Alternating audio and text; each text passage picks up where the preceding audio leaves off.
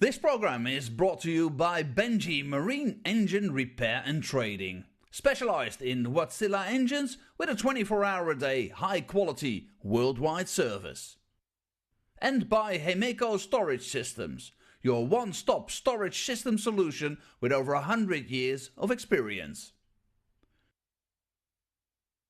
The 45th annual Win More Fleetwood Memorial Las Vegas Open will be held from January 19th till the 21st. Sin City welcomes you to come and play in the entertainment capital of the world.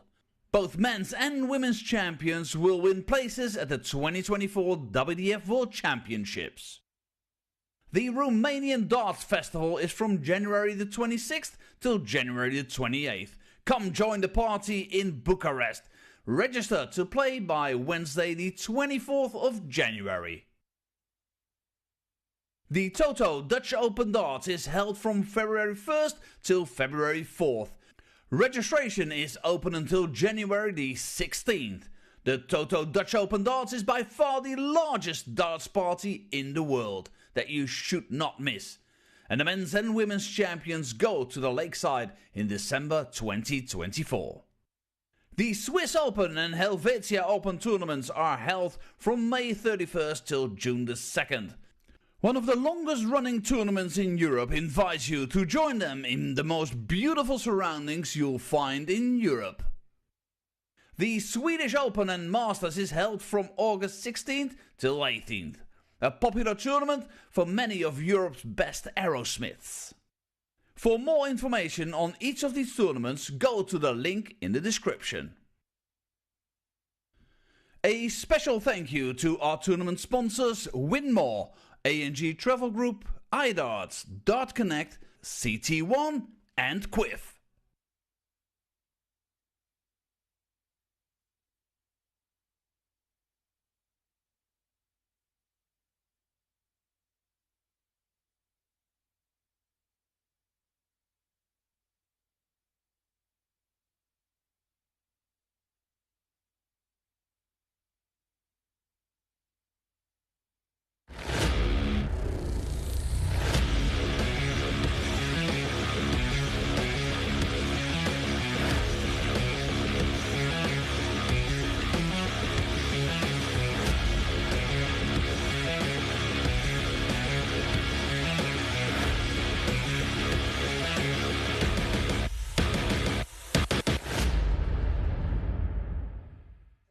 It's semi-finals day here in Lakeside, your favorite home for World Darts. 8 days of action and we're down to the final 4 to see who'll be crowned the CT1 WDF World Darts Champion. I'm Jo Ankia. I'm here with Scott Mitchell joining me. Thanks for coming back again today. Are you ready for a big day?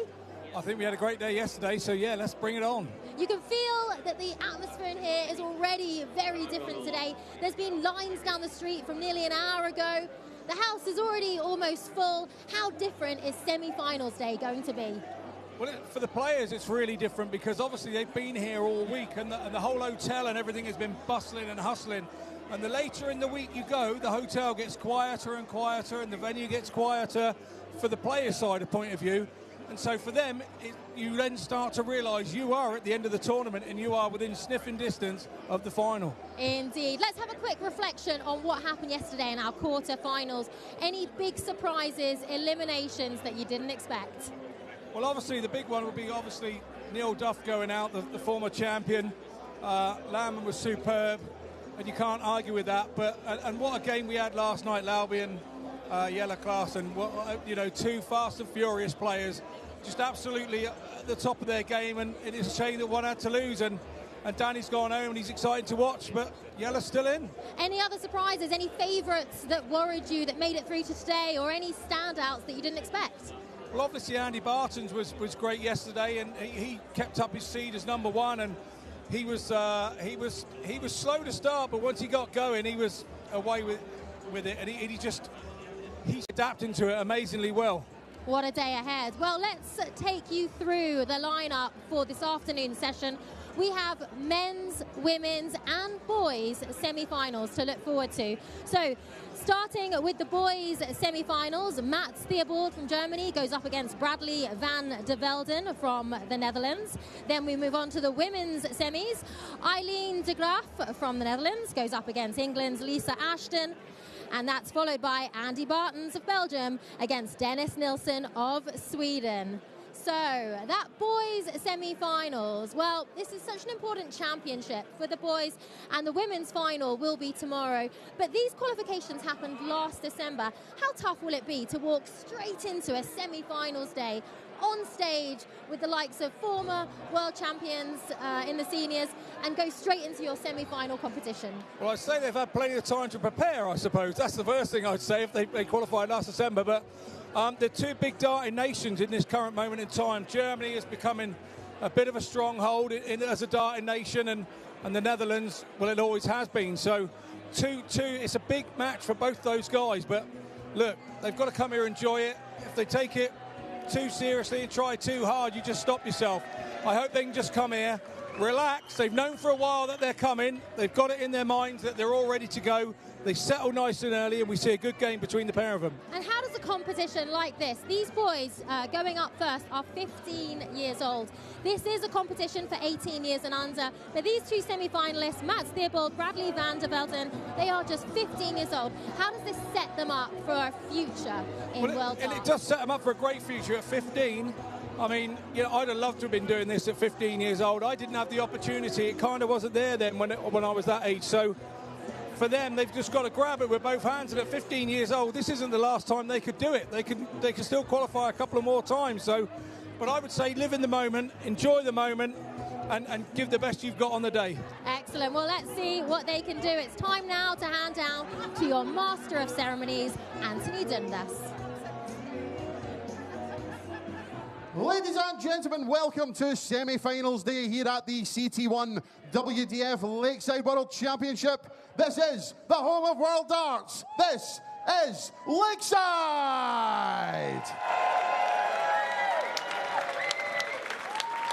It is time for our first of the boys semi-finals, and we welcome to the stage the World Open and Winmau World Masters boys semi-finalist. 15 years old from the Netherlands, Wolfpack, Bradley van der Velden.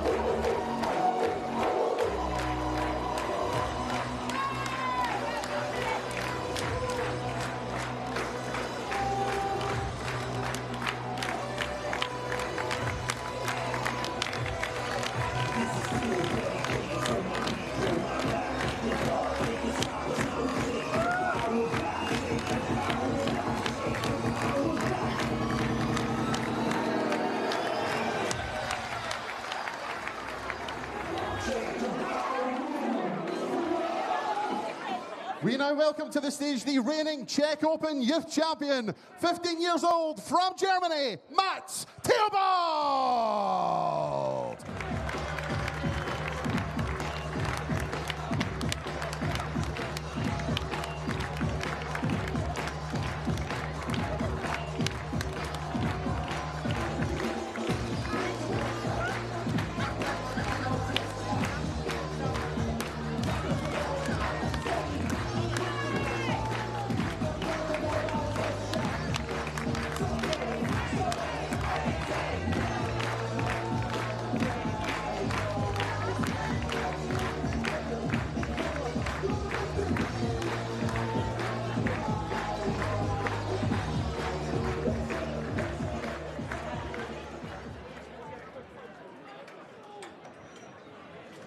Good afternoon, everybody. Welcome along to Lakeside for a super semi-final Saturday.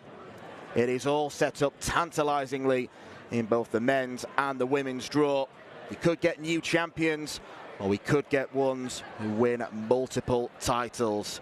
But the first port of call today is to check if the kids are all right, because these pair of 15-year-olds are taking to the stage for probably the biggest games of their lives. It is such a fabulous opportunity for both Mats Theobald and Bradley van der Velden, two players who've been successful in the youth tour in the WDF. Mats has won a title, a Czech Open winner in November last year. Bradley is looking to make this his very first title, and both lads are looking to follow in the footsteps of the likes of Josh Richardson, Justin Van Tergouw, Leighton Bennett, Keane Barry, and last year's champion Bradley Roos. It is Germany against the Netherlands. It is Nick Rolls, our referee, taking charge of this one, which is best of 3 sets, and it will be Bradley to throw first. Scott Mitchell is alongside me in the commentary position, and Scott, just what will these boys be feeling? I know you never played on the stage at 15 years old. I can imagine it's quite an intimidating atmosphere for them to walk in. Just got to try and maybe forget the crowd and focus on the board. It's an intimidating place when I was 38 years old, let alone 15 years old. Like you say, big moments for these two big darting nations. There'll be interest in it for the pair of them as well. And I think that we're looking forward to a good final here, a good semi here, because, you know, they're just within touching distance of that final. 31. Yeah, I can assure you that Bradley van der Velden, who's throwing right now, is 15 years old. I certainly didn't have facial hair as impressive as that when I was that age. Mats Theobald, a little bit more baby-faced of the two.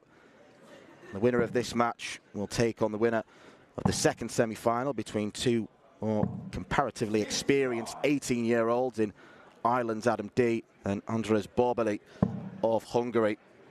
They've met each other once before. It was on this day last year, and Bradley van der Velden won that 4-0. Maybe a good omen for the Dutchman. Yeah, possibly. He'll be thinking, you know, good things of his stuff and how he is if he's had a good win against him already. But we know a year in darting terms is an awful long time. And things change in a year. Players develop in a year. Yeah, you think players at this age, when they were 14 years old, they'll have been not as tall. And when you are growing up, the throw sometimes has to adapt a little bit. So it's all about fine-tuning at this age. Yeah, very much so. And hopefully that 140 there has settled Mats down. He looked the more nervy of the two. 44. Bradley van der Velden, he obviously went straight in with 2 big trebles at the start and settled himself down nicely. But now we're starting to see Mats come back after that 140. He's feeling pretty good and got himself back in the leg. 39. That was a big genuine bounce out there.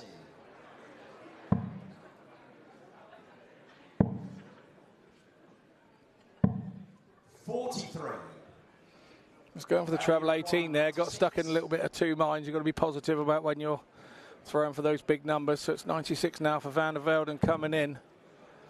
Now 91, treble 17, 74. Across the treble 14. 33. So a few nervy moments for both players here as we get to the bottom end of leg number 1.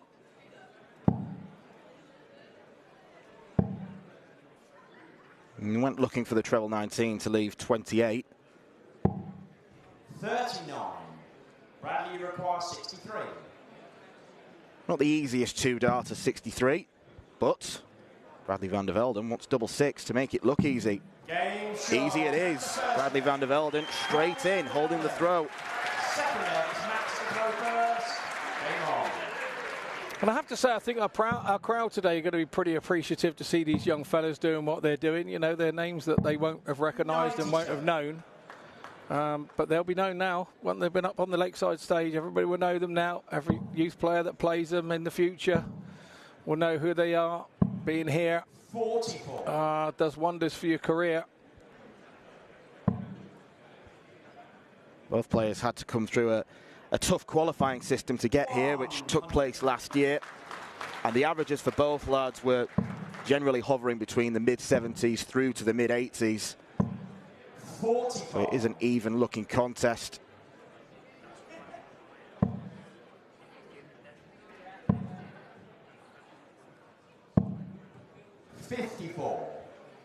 And it's more proof that the sport truly is global, because we're introducing the boys and the girls tournament and getting another couple of nationalities we've not seen this week. We've got an Irishman coming up tonight in Adam D, and then in the girls' final tomorrow we've got an Italian representative in the form of Aurora Focasato. 100. Yeah, I've heard bits about her, and I'm looking forward to watching her tomorrow.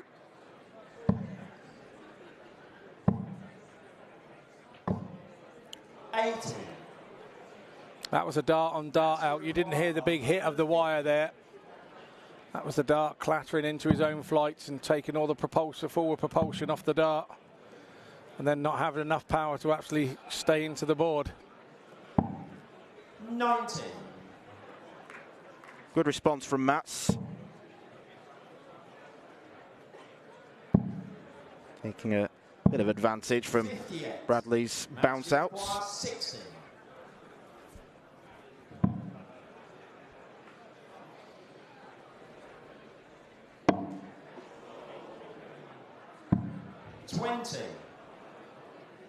Well, I think that second dart hit the metal number. Not to worry though, because Bradley's way behind. 85. Match, you require 40. Game shot. Yeah, nice and clinical from Matt Theobald. Bradley throwing first. There will be a break after the first set. Going first to 2. 34. And this is probably going to be one of the longest format matches they've played in their lives. It tends to be first to 4 or first to 5 legs in the youth system. Could potentially have 15 legs of darts here. 58. Van der Velden using a smooth barrel. Very unusual, and we'll have 2 sets in this session. I think Andy Barton's is a smooth barrel. But I suppose when you think about it, think of a Formula 1 tyre on the track being smooth, it gets more grip. Does a smooth barrel get more grip than a groove barrel? That's the question. Answers on a postcard to Lakeside, because we'll be gone by the time they get here.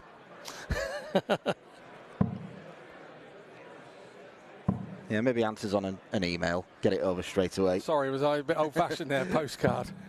59. Yeah, don't send them postcard this time of year. Post office is already busy with Christmas cards. It never get it.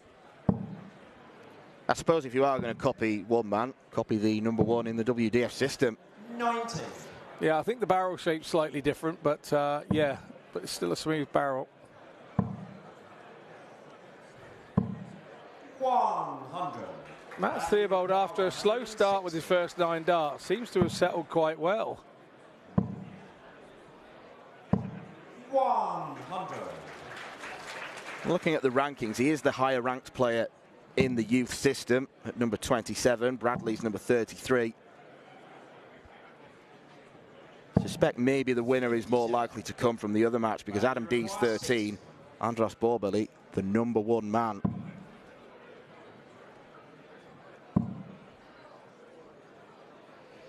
If that's being the case, these two will really be seeing a big chance to make a final here. Bradley Van der Velden. 4th leg, it's Max to throw first. Game on.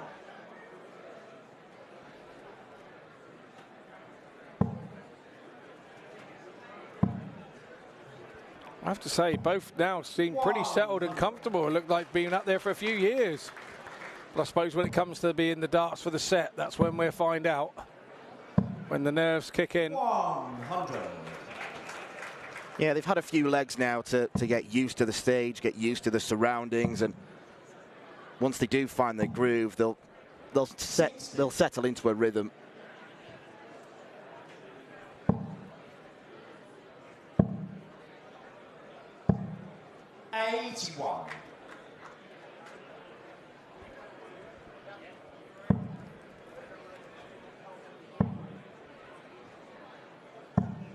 140.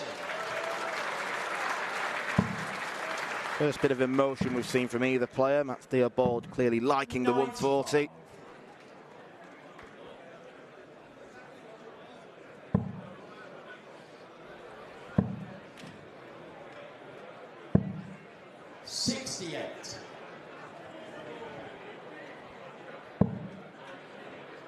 Disappointment after such a straight dart into the treble 20 that he only picked off 68. 65. Match you require 133. Probably stay there. Probably stay there now. Oh, he's coming out. 82.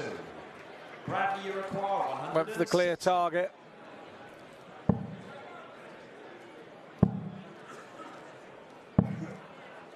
$41. Match you require 51. The double 16 incoming. Theobald to make it 2-2.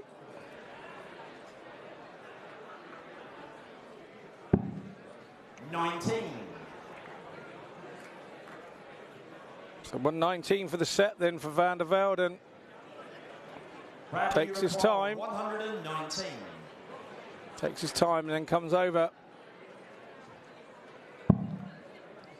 Has to be treble 20. He will have been hoping for at least one dart at a bullseye. Match you require 32.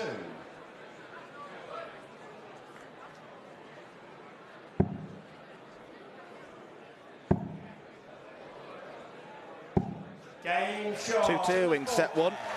Max Theobald. Little punch as he went to the board. Game on.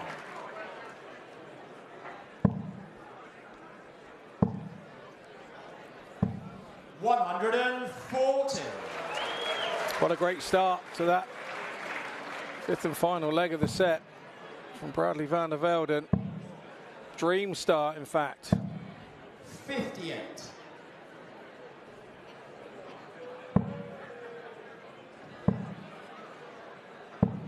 $100. Grimace there at the board. He's angry. He really wants this. Threw a little bit quicker and a little bit harder then as well. 59. Upped his pace. Good leg this. 135. Making his move, Bradley Van der Velden. The swifter of the two players. Mats is not a slow player though by any means. Bradley, you require He's puzzled by the lack of trebles. Need to entertain the 19s route.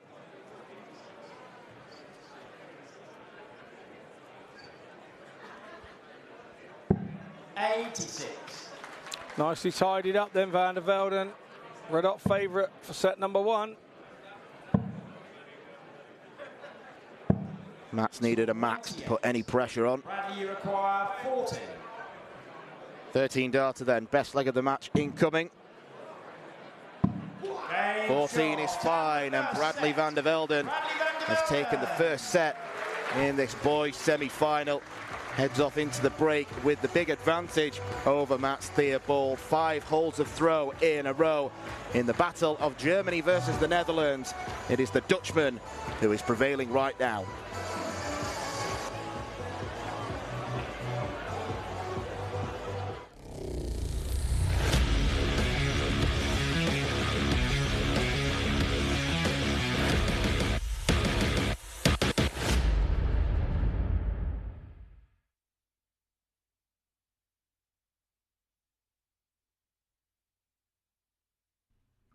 This program is brought to you by Benji Marine Engine Repair and Trading, specialized in Wärtsilä engines with a 24-hour-a-day, high-quality, worldwide service. And by Hemeco Storage Systems, your one-stop storage system solution with over 100 years of experience. The 45th annual Win More Fleetwood Memorial Las Vegas Open will be held from January 19th till the 21st. Sin City welcomes you to come and play in the entertainment capital of the world. Both men's and women's champions will win places at the 2024 WDF World Championships. The Romanian Darts Festival is from January the 26th till January the 28th. Come join the party in Bucharest. Register to play by Wednesday the 24th of January. The Toto Dutch Open Darts is held from February 1st till February 4th. Registration is open until January the 16th. The Toto Dutch Open Darts is by far the largest darts party in the world that you should not miss. And the men's and women's champions go to the Lakeside in December 2024. The Swiss Open and Helvetia Open tournaments are held from May 31st till June the 2nd. One of the longest running tournaments in Europe invites you to join them in the most beautiful surroundings you'll find in Europe. The Swedish Open and Masters is held from August 16th till 18th. A popular tournament for many of Europe's best aerosmiths. For more information on each of these tournaments, go to the link in the description. A special thank you to our tournament sponsors Winmore, A&G Travel Group, iDarts, Dart Connect, CT1 and Quiff.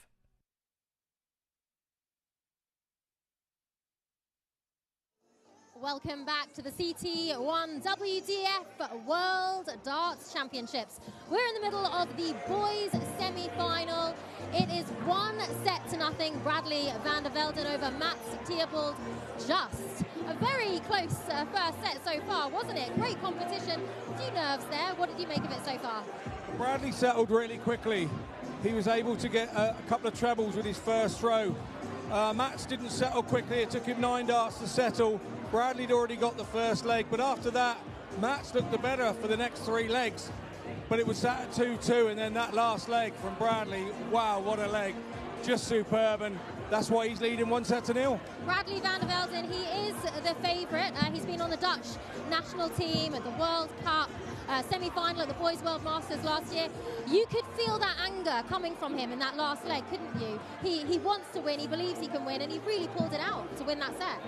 Well, he won the last time the two boys met, and so he's come out with that confidence. And when you've beaten somebody and you've only played them once, it's lovely to go up there and know you're on the biggest stage of your life, knowing that you've beat the guy already. So he feels he has a slight advantage, but now we've got Mats with the darts, and we'll see what he's got. Only 15 years old, both of these boys, but wise heads, smooth arms on their shoulders, that's for sure. What do you think? Do you think it's going to be a close match from here on out, or do you think that will really have given Bradley the edge? It all really depends how Matt starts this set. He really needs to hold his throw, get himself some confidence within this set, because he wasn't in that last leg of the last set, so he will want to find trouble 20s nice and early and make sure that he's in this set, because he cannot afford to be out of it early doors. Excellent. Well, let's get back down to the stage for set number 2. Yes, it was a confident last leg from Bradley van der Velden, taken in 14 darts, and he does appear to have settled the quicker of the two players. More confident action, a real snap of the arm as he releases the dart. Mats Theobald, particularly in the last leg, did not find any sort of scoring power. So it is advantage Bradley doing exactly what he wanted to do in set 1, which is win it and hold his throw on each occasion. It's down to Mats now to find a break at some point if he is to win this match. We'll have to play another 2 sets if he is to reach tomorrow's final, where it's a quartet of finals tomorrow. We've got the girls, the boys, the women, and then we conclude with the men. Van der Velden in control of this game right now. Mats needs a strong start. I do think Bradley van der Velden just looks a little bit more confident.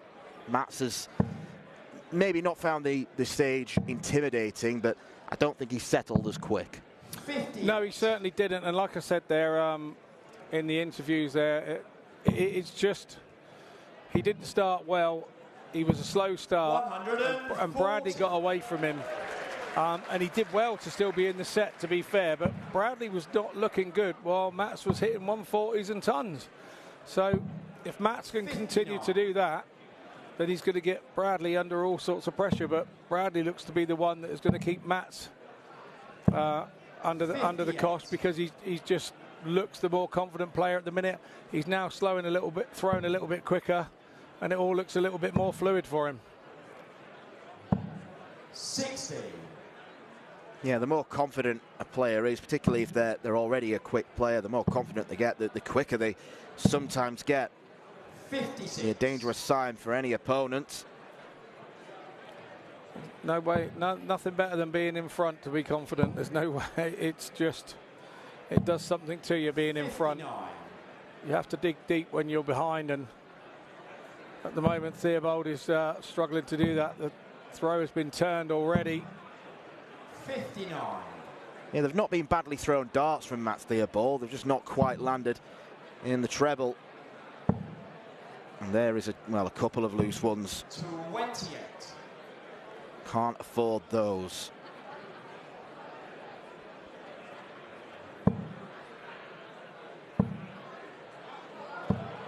$121.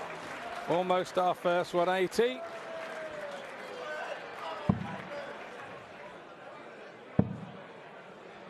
Somebody not wanting to be seen in the crowd there. 78. Bradley, you require 67.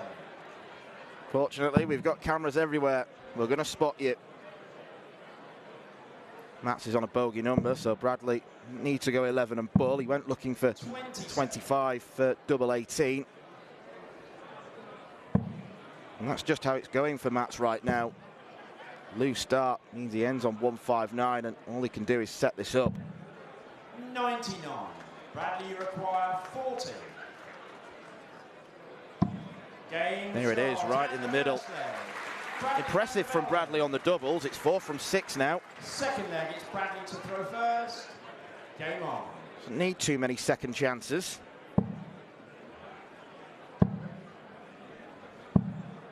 81.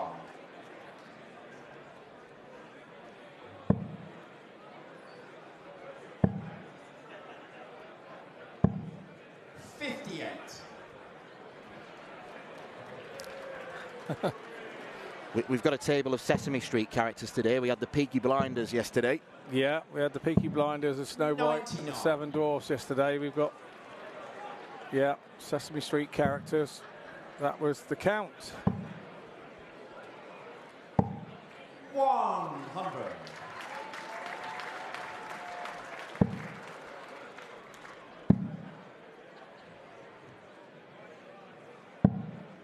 $93.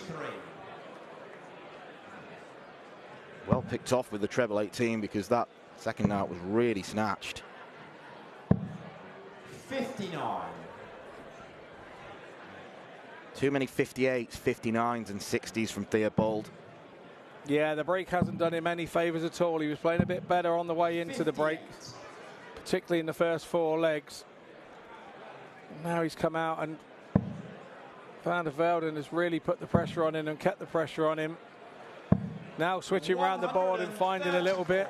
That gets him back in the leg, but 170. not to be on this occasion.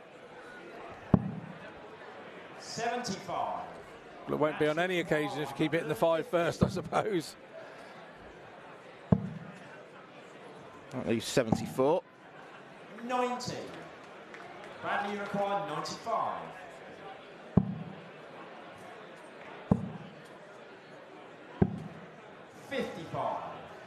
Match, you require 60. So a chance to break back here, and if he's going to get back into this game, you would think it would have to start with this leg. Double 10. 40. Missed opportunity. 40.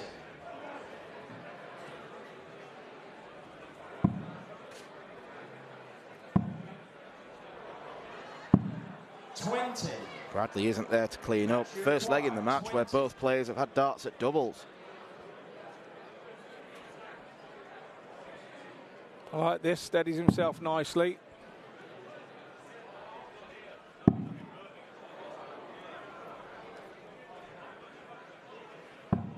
15. And when you become more deliberate like that, you tend to take the beans off of your throw. You don't quite throw it as hard. Bradley van der Velden quite wisely going to the table, gathering his thoughts. Don't overthink, young man. 15. Match, you require 5. Both being dragged into another visit.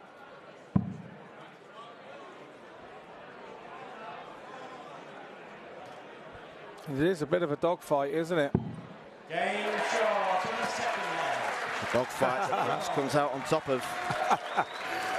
A little fist pump in the air from Theobald, and Bradley van der Velden looked at him. If it looks good kill, there'd have been sparks of flying there. That was a really, you've just given it the big fist pump up, and you've just done that after that leg. Really? 84.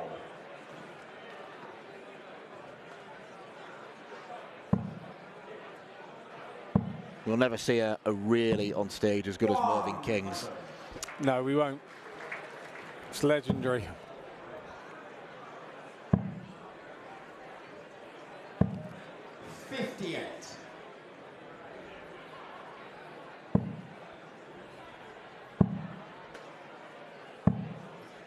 $90.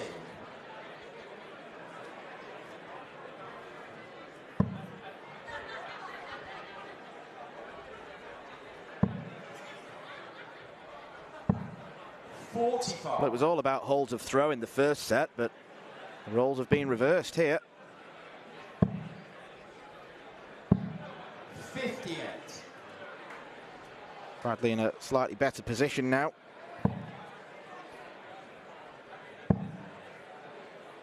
Theobald's got to get that first dart right. When he gets that first dart right, he does hit trebles. But the longer he goes on without hitting trebles, the more chance you're giving van der Velden to get away from you. And here we go. 100.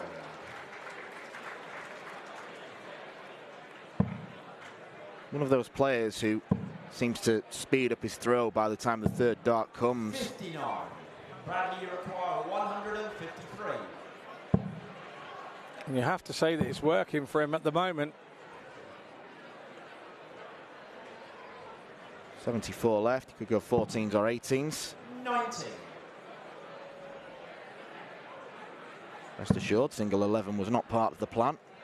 But he's left the same number that he won the first leg of the match on. 58. Bradley, you require 63. And logic suggests that he should go the same way. Treble 17 for double 6.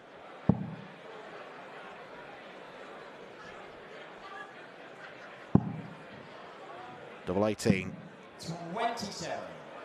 Match, you require 158.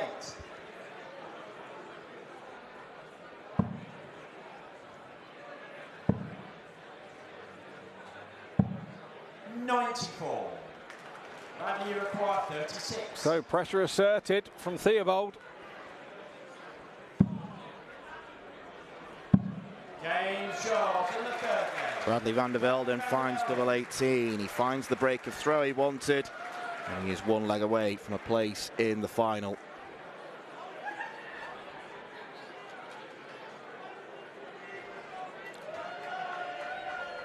Finger point to Team Wolfpack, I think that was from Bradley van der Velden.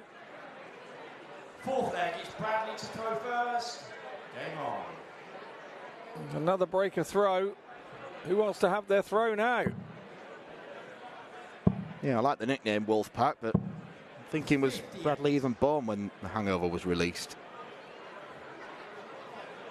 Neck and neck. I thought it was because they were all Martin Adams fans. Could be. Possibly. 97. There's lots of them.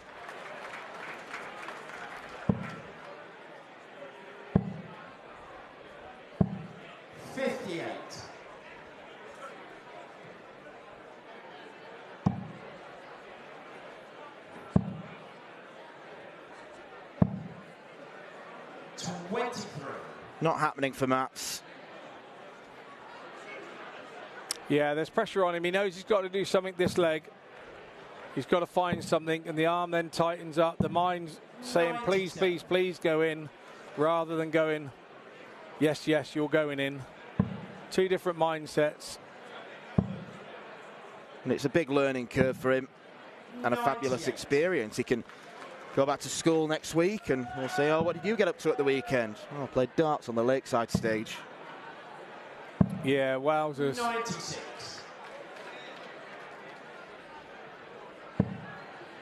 Like I say, big learning curve for them both. Winning and losing, you learn more losing 9 times out of 10. But they'd have been practicing for weeks before this and trying to get this right and be ready for it. And it can be over in moments for you. 94.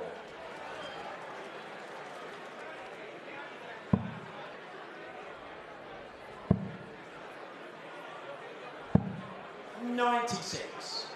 Bradley, you require 98. 98 then for a place in tomorrow's final. Treble 19 leaves double 18. He hit this to win the last leg. He's having a good think about it, taking his time. 18. Match, you require 146.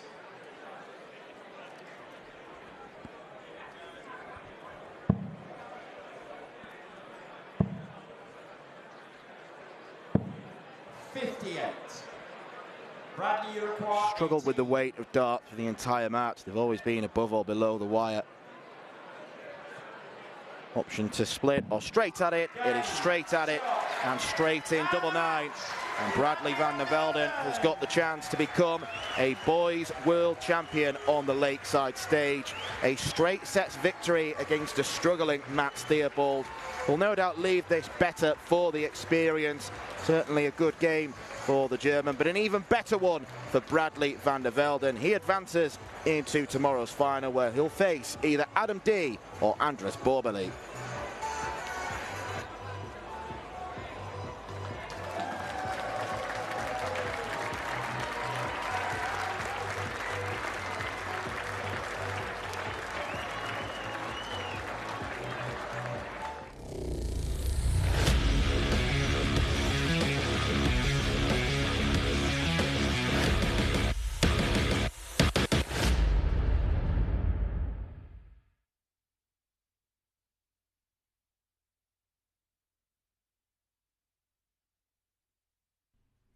This program is brought to you by Benji Marine Engine Repair and Trading. Specialized in Wärtsilä engines with a 24-hour-a-day, high-quality, worldwide service.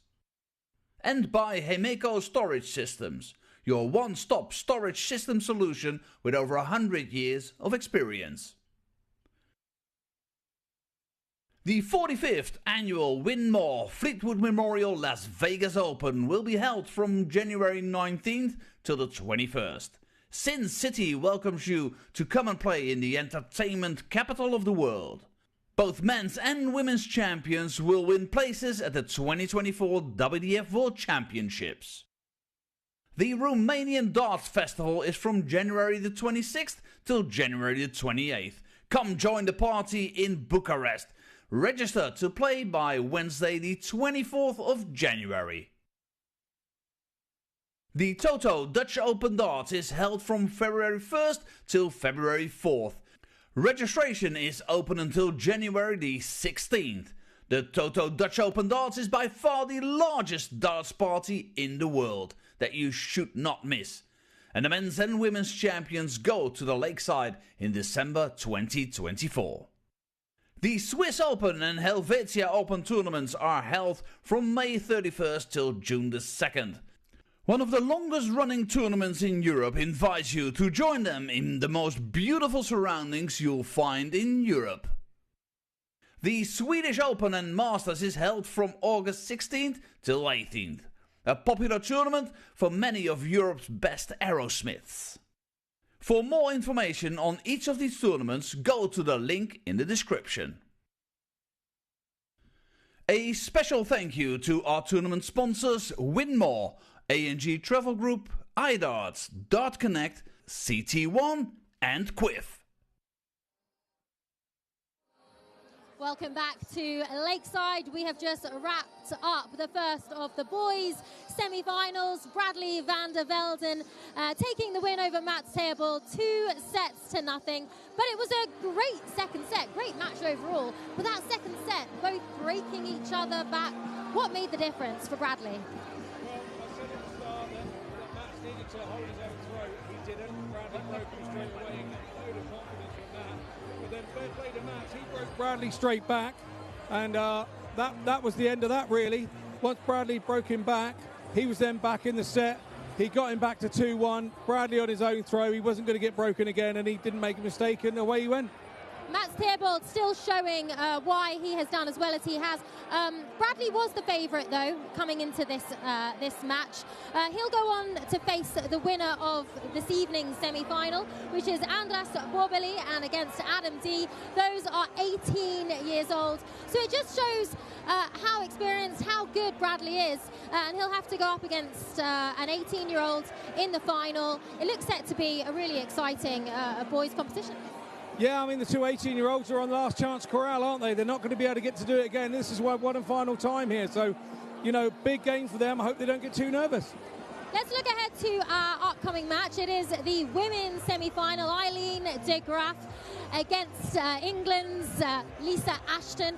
Now, yesterday, Lisa had a bit of a tough time getting through her quarter-final against Kirsty Hutchinson. She made it through, was a bit wobbly at the end. This looks set to be a very competitive match because Eileen de Graaf is one of the favourites to make it into tomorrow's final, isn't she? Well, Joe, they don't get more competitive than the number 2 facing the number 3. For me today, Lisa's got to start quicker. She really was slow out of the blocks, and if she lets Aileen get in front of her early, then Aileen will front run it, and she will keep going and not take her foot off your throat. She is one of those. She's a killer dart player. So Lisa needs to start quicker. She knows that. I had a word with her out the back earlier, and she said that she was hoping to start quicker. She didn't know where it went yesterday.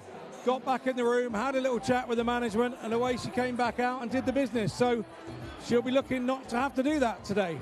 How tough is it to go home, reset yourself, come back today and try to forget all about the end of the match last night? You forget about it because you're still in the tournament. Once that game is gone, you brush it under the carpet, you leave it behind, and then prepare for the next game, which is today. Let's have a chat about Aileen because she's yet to make it past the semi-finals of this World Championships. But people are talking about her being in the final potentially with Bo Greaves. She beat Bo earlier this season. Tell me about how well Aileen's been doing, her current form. She's one of those that it's not just current form. She's been like it for 5 or 6 years now. She's been right there. You know, she's done the apprenticeship. It is a big step for her. Darts is massive in Holland, and to get another Dutch lady in the final is what they would love to have. And Aileen's been the one that the Dutch feel is going to be the one that's going to be doing it in the last 5 years. She has a chance today, and hopefully they'll be thinking that she does it. Yeah, but she's won some big tournaments this year, Aileen. Could this be her time? Winning breeds confidence, and that's all there is to it. So the more that she's won this year, she'll come in here thinking she's deserving of it. She's deserving of that final place. Bo's been the standout player all year, but she still feels she deserves to be in that lineup with Bo, and who's to say she can't do it? And of course, she has to get past the 4-time world champion, that is Lisa Ashton first, who is also gunning for her 5th championship. She also believes she can go all the way. What kind of matchup are you expecting? I'm expecting it to be quite fast and furious at the start. And I think the pace around the board will be quite slow today, but I think when they put their foot to the oche, the throws will be quite quick. So, you know, again, it's all on that first set. Who gets away first? I'm not sure who's won the bull up in the back room, but I think that could dictate where the first set goes in this one. And has Aileen impressed you so far this week? Yes, you know, she's getting better as the week's gone on, and you get sharper as the week's gone on. So today you can't leave anything in the practice room. This is the game that you've got to produce or to make the final. Okay, well, it is crunch time, and Eileen de Graaf against Lisa Ashton will be coming up after the break.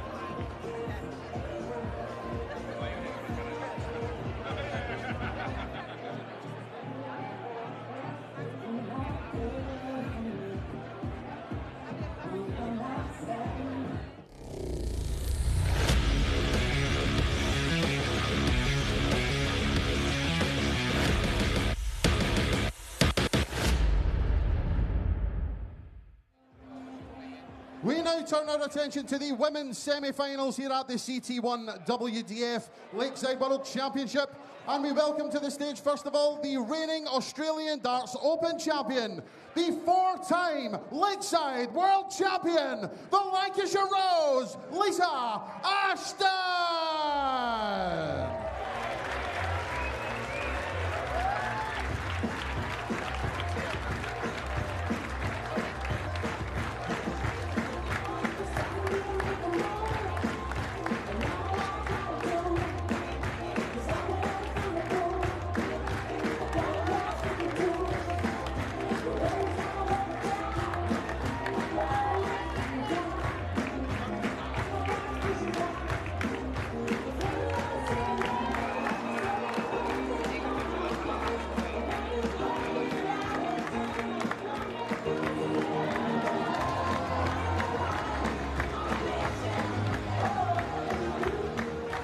Her opponent is a former Finder Darts Masters and Winmore World Masters champion, the reigning and four-time Dutch Open champion from the Netherlands, Eileen de Graaf.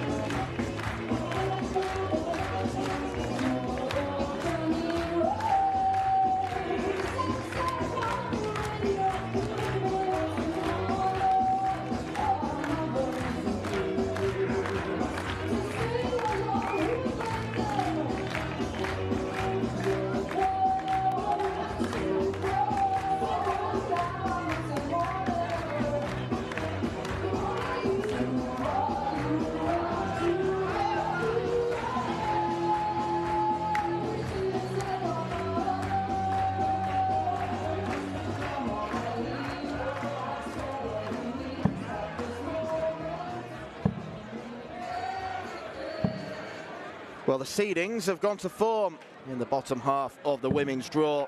We have got the number 2, Eileen de Graaf, versus the number 3, Lisa Ashton.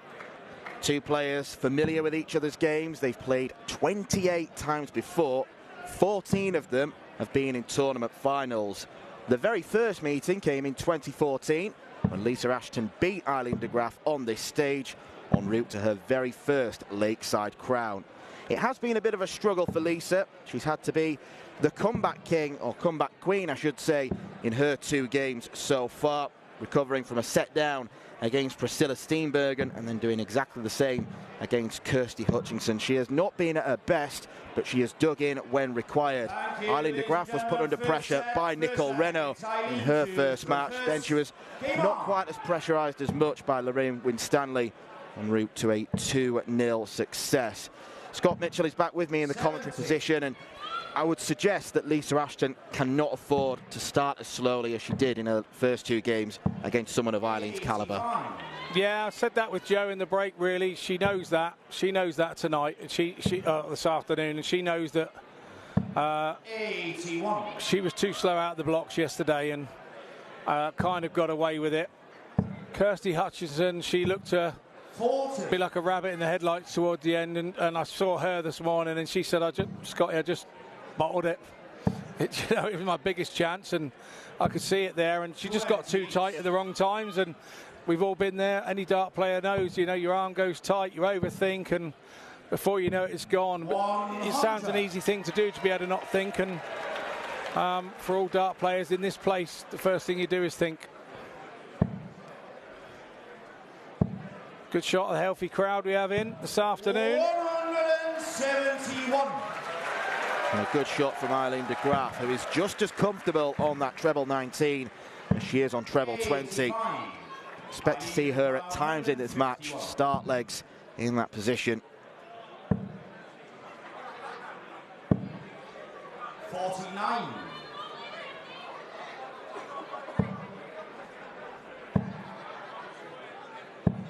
$99. I need Unicorn 102.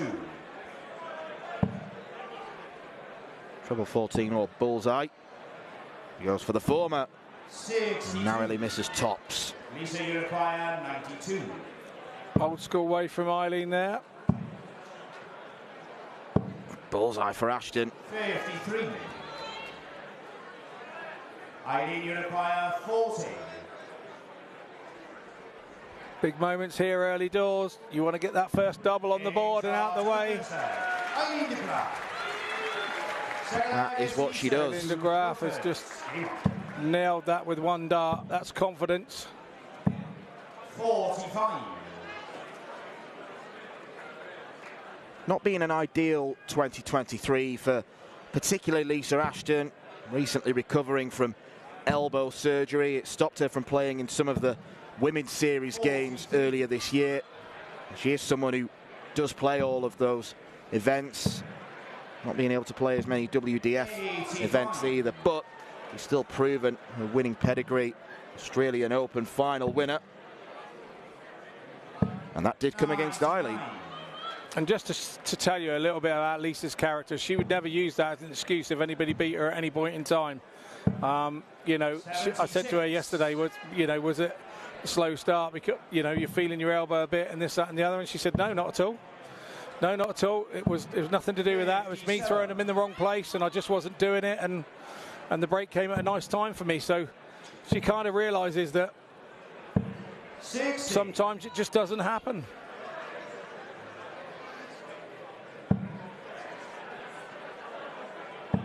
Eileen was a Dutch Open winner at the start of this year. She beat Bo Greaves in the final, so arguably the most significant of her big titles on the WDF circuit. But her form in recent months has also been a little bit wayward. This would be the perfect stage to bounce back. And she's playing well here. 119. Yeah, she had a very confident holder throw in the first leg, and she's now taking that into leg two. 60. Eileen, you require 105. Extended format in the women's tournament for the first time, so we'll be going first to 3 sets.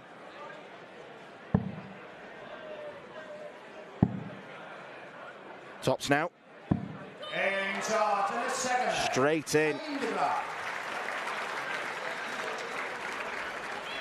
Third leg, it's Eileen to throw first. And she is the sort of player who will give it some. When she wants to celebrate, she's no fear of showing her emotion.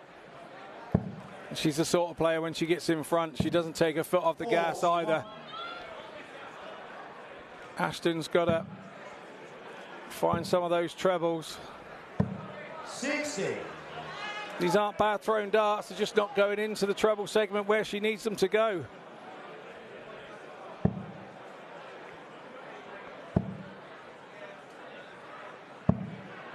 $33.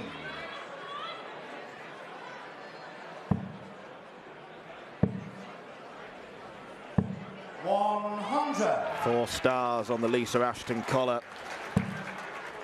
Scooping the title on this great stage 4 times in the space of 5 years. The mid-noughties where she was the real dominant women's player. Maybe the star doesn't shine quite as brightly these days with the likes of Bo Greaves and Fallon Sherrock on the scene. She will always go down as a trailblazer in the women's game. Yeah, absolutely. Sometimes overlooked and never should be. Never should be. 97.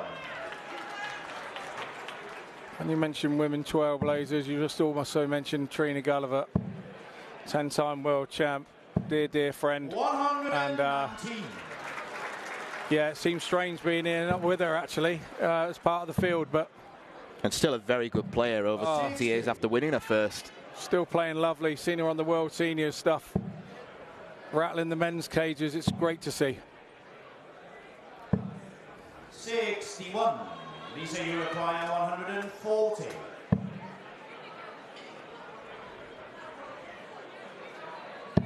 Worst possible dart on 140. 40. Eileen, you require 144. Another one there. Wrong side of the wire. Could go 19s or 15s. 82. Lisa, you require 100.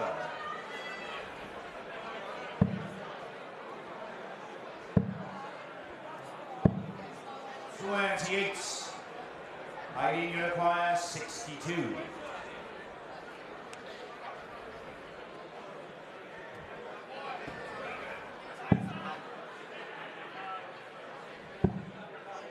Tops. 42. This is the chance for a 3-0 whitewash in set number 1.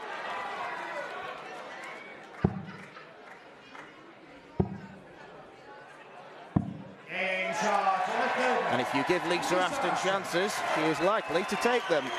Exhibit A. Fourth leg is Lisa to Professor. Game on. It's kind of a relief celebration, that one, you know. It's like, yeah. 100. Where have I been?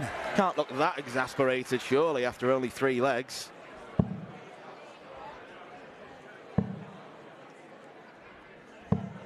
$99.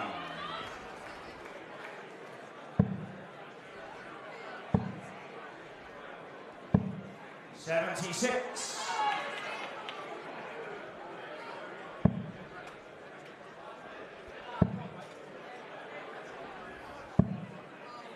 $47. They did meet at this stage of the competition back in 2017. And surprise, surprise, Lisa Ashton won. 58. Eileen looking to do something she's never done before, and that is reach a world final.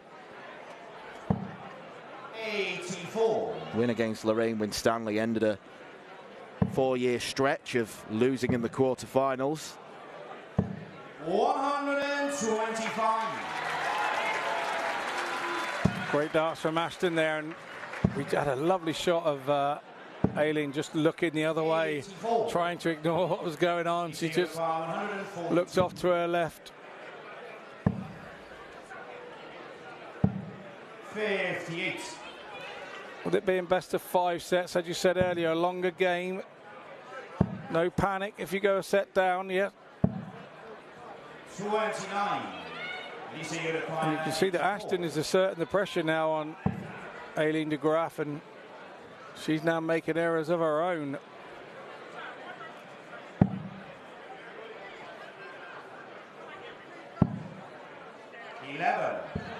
Very loose setup shot. 158. A ton here. Really puts the cat amongst the pigeons. Lisa, you require 73. 72 last time. Can she go one better? It's 52. Where's she going? 12 for tops or 20 for 32? Oh, dear, dear. 41. So tight to busting. That's the problem with going that way. So the graph for the set, 58, double top. She's been prolific on it. And she remains prolific. Eileen de Graaf leads by 1-0.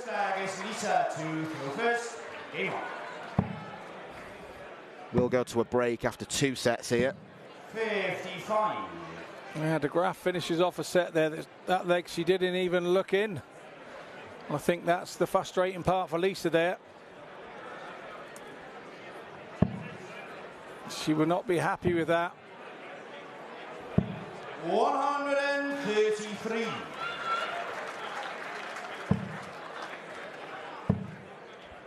Looking to become just the second Dutch woman to win the Ladies World Championship. Frances Hunselaar in 2009. I remember Frances Hunselaar winning it.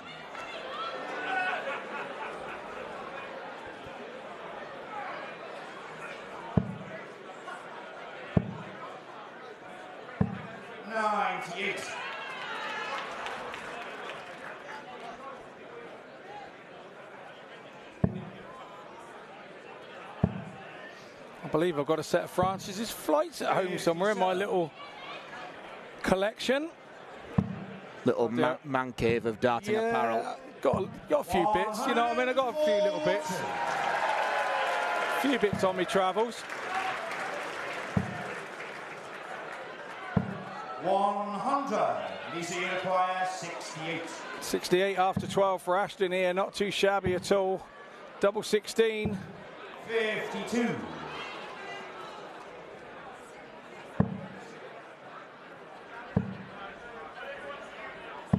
60. Lisa, you require 16. And shot to the first round. Not too shabby at all. 16 darter ended with 16 scored. Game on.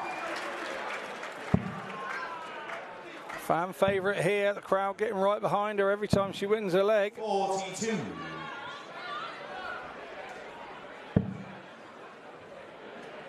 No indeed, Lisa, no indeed. 41.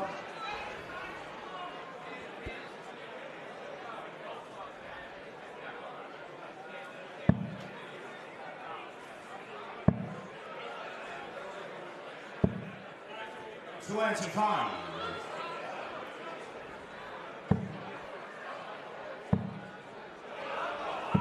$140. There's Danielle. 100. Always in Lisa's corner. Can always hear her. Her manager, Roger, was there as well.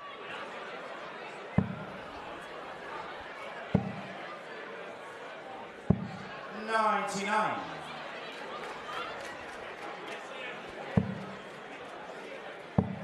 I'm sure Lindsay Ashton will be watching at home again. From behind a pillow yesterday, from what I can gather. She was sat on the sofa, peering over the top of her pillow like she was watching Jaws or something. Couldn't have been that nervy. Lindsay, come on. 40. Well, I was just sat here in the comms box and I think I needed a pillow. Because it was nervy. Seeing which of those players would finally take out that double one. Yeah, it defeats the object. You and I sat in a comms box hiding behind pillows to watch a match. Just peering over the top.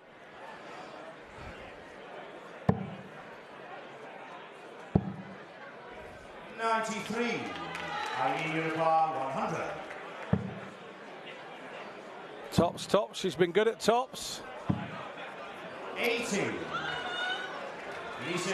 Thrown well, but a big deflection there for De Graaf. So 76 big moments here. In charge in the second one. Lisa Ashton. Lisa Ashton beginning to assert her authority. Third against Lisa to throw first. Game on. Oh, the World Championship jitters beginning to affect Eileen. 66. Good recovery there from Ashton. Even after 4 world titles, the fire in the belly is still there.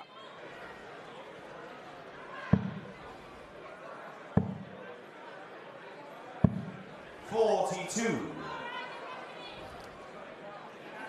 But if you ask Trina Gulliver, she's got 10 of them. I bet she still wants another one. She'd have 11. Probably. Absolutely, no problem with that. She wouldn't. Not a problem.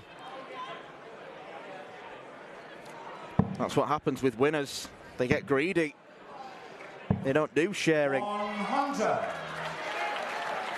Yeah, but Trina and Phil Taylor have taken it to the limit that it shouldn't be allowed, really. 96. Yeah, once you get to a dozen or something, you just say, that's it. Yeah. Off you go. Nah, 5. Give everybody else a chance, then retire them off into commentary or something. 58.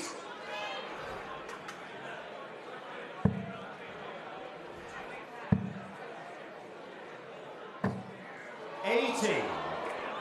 That's unfortunate. Another one of those dart on dart outs. It's not anything to do with the board, that one. 105. Good board management. Yeah, she only needs 1 treble now to get a dart at the bullseye. 140. But great reply from De Graaf. She now puts Lisa under all sorts of pressure. Treble 18 with the last. 58. I need you to require 70. 2 darts at double 8. 54. Neither of them go. Lisa, you require Finishing has generally been excellent in this game. Yeah, it has done. Another one of those for tops. 24. 48. Eileen, you require 16. Right on the wire. Both girls here. All over the double. Important there. It was a breaker throw. She could hold her throw here. First, game on. She can hold her throw here. She'll feel she's weathered the storm. 60.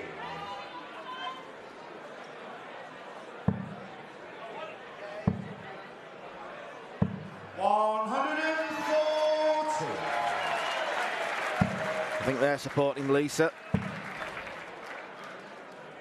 We have seen plenty of Dutch fans here, particularly over in the far corner. So a Chris Landman flag yesterday. 100. He'll be taking to the stage this evening against Jelle Klaassen. Make sure you have plenty of coffee before that one.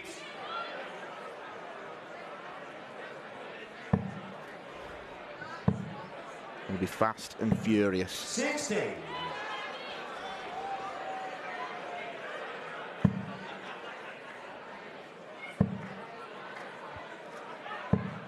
81.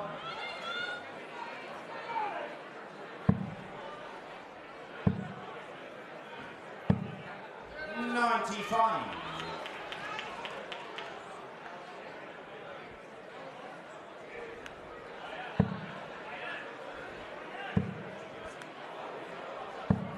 135. You see a reply 106. Over for treble 18.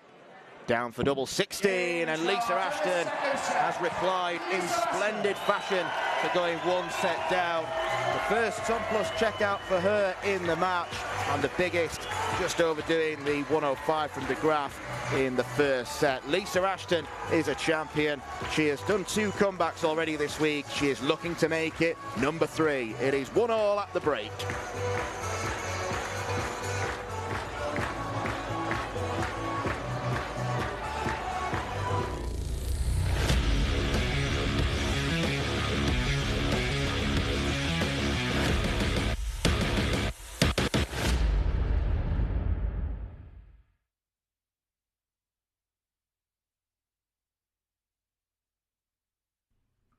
This program is brought to you by Benji Marine Engine Repair and Trading. Specialized in Wärtsilä engines with a 24-hour-a-day, high-quality, worldwide service.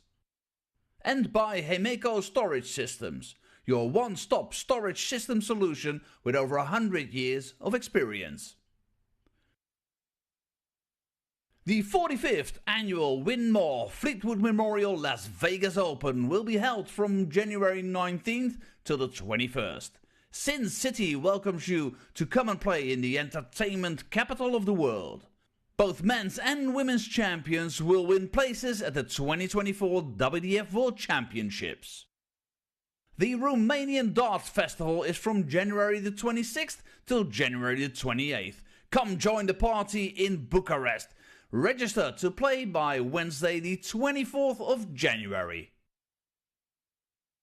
The Toto Dutch Open Darts is held from February 1st till February 4th. Registration is open until January the 16th. The Toto Dutch Open Darts is by far the largest darts party in the world that you should not miss. And the men's and women's champions go to the Lakeside in December 2024. The Swiss Open and Helvetia Open tournaments are held from May 31st till June the 2nd. One of the longest running tournaments in Europe invites you to join them in the most beautiful surroundings you'll find in Europe. The Swedish Open and Masters is held from August 16th till 18th.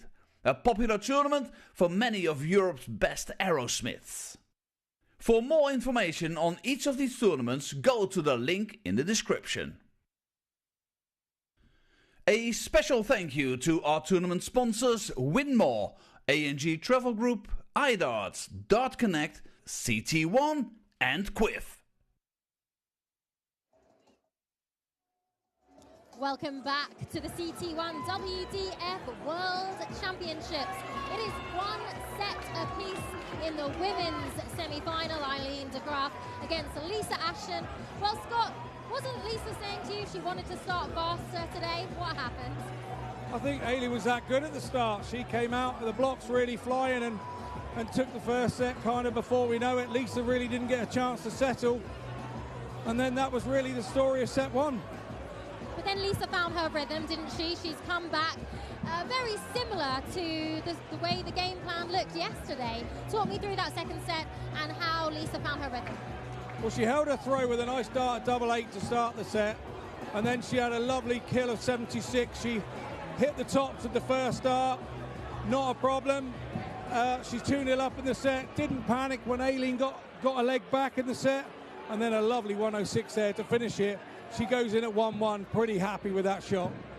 It's almost a split hair decision between them at the moment. Who looks better to you, in your opinion? Okay, that's a strange question because I think Aileen looked better in set one and Lisa looked better in set two. So they both look more comfortable on their own throw. So we'll see. It's Aileen's sort of throw this time round. So we'll see going into set three. That makes it a good question, right? Because they look very similar. We'll see who runs away with it in the next set. Thank you, Joe. I'm not sure if there's going to be any running away with this, the way that it's been so far. One set apiece between Eileen de Graaf and Lisa Ashton. Two of the best female darters in the world, looking for a place in the final. Lisa Ashton has been there, got the ticket. Eileen still waiting. Wants to show the world why she is the #2 ranked player. On the seedings alone, she should be there, but she has got to earn her place. Winner of this takes on the winner of what should be an absolute belter between Bo Greaves and Rhian O'Sullivan in the second semi-final. As our referee, Garen Roderick, just delays the start of play somewhat. Not sure if there's any issue with the scoreboard or anything. That's probably what is keeping us from getting going. So Garen, the man with the microphone, is saying no, you can't go just yet. So the ladies will have a few more practice starts. I have to say, these are frustrating times for a player. You've gone in, you had your break, and you're all geared and ready to go. Tournament director Jacques Newell out there having a chat with our referee. You can see just to the right of your picture, explaining what the situation is. Yeah, we had something similar after the break between Dennis Nilsson and Wesley Plysier yesterday, and it's quite amusing when you go onto the scoring system and see that it's malfunctioned, because it then shows players averaging likes of 174, which is quite literally impossible, but that's what the software shows. We are back underway. Garen Roderick shouting game on. You know, interestingly, we were in the hotel bar last night, and one of the referees, Charlie Corstefine, brought his family along, and Charlie's dad thought that me and Garen were brothers. You see the resemblance? 100. Only when you're eating together. All I'm going to say is Garen's a handsome lad as well. I'll go with that. Okay, we'll go with that. That's the way you want to go. Yeah, that's good. Yeah, he, like all of our referees and everyone working behind the scenes, have done a super job getting this tournament on, and so successfully. And we've already got dates booked in for next year. Friday the 29th of November is when next year's edition of Lakeside will begin. So an extra weekend evening session just to tempt punters even more. 46. Yeah, we had a lovely moment earlier, didn't we, where we all had a shot on stage. We had a team photo of all the people that are putting this together for you, and yeah, we can all be proud of that one in years to come. 160. Absolutely. Lovely to get that framed and get it covered up. Nice memento from Lakeside. 114.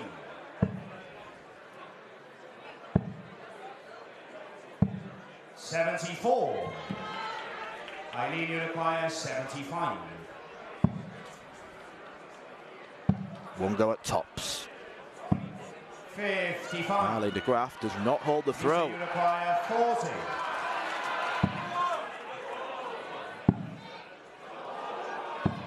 Lisa Ashton leads this semi-final for the very first time. Service Lisa to throw first. Yeah, Lindsay just sent me a message saying she's running in and out of the room today, not hiding behind pillows. So you can come back in now, Lindsay. Your mum got that one.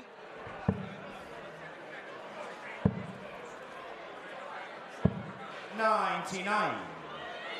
It is a real darting family that Lisa Ashton has got.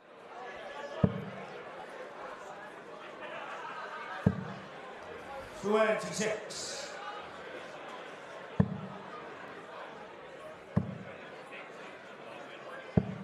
$99. It's Danielle.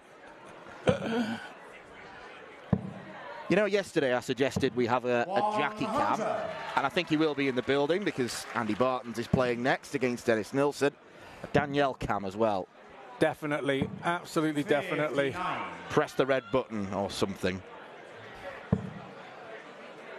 She's hiding behind the barrier over there as well. She's hiding behind her, and she's very similar to her big sister, I think.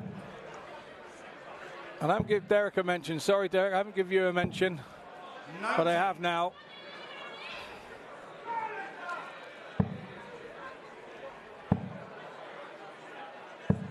$85. Eileen, you require 154.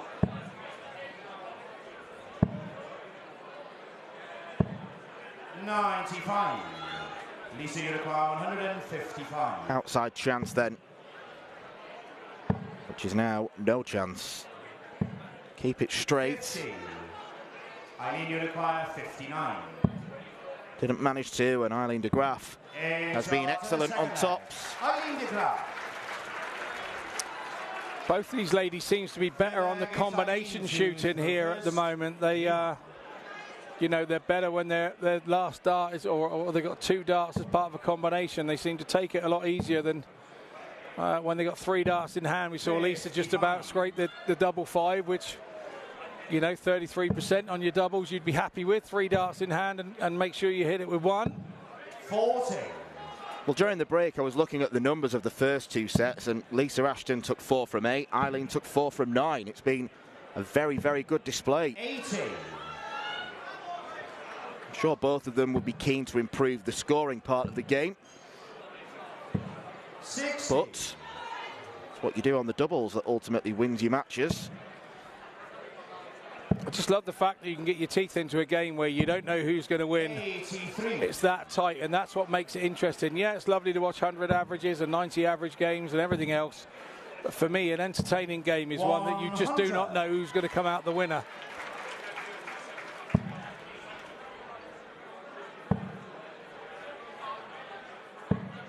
$43.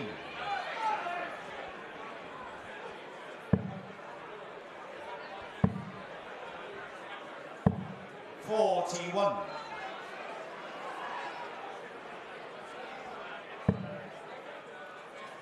I have to say, this feels like a very vital leg as part of this set, doesn't it? 44. The momentum in the leg to follow will come from whoever wins this leg. 100. Can't underestimate how momentum can change games.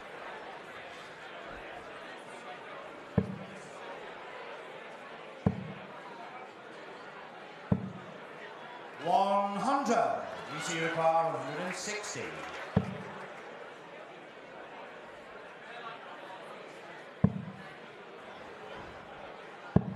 40. Eileen, you require 96.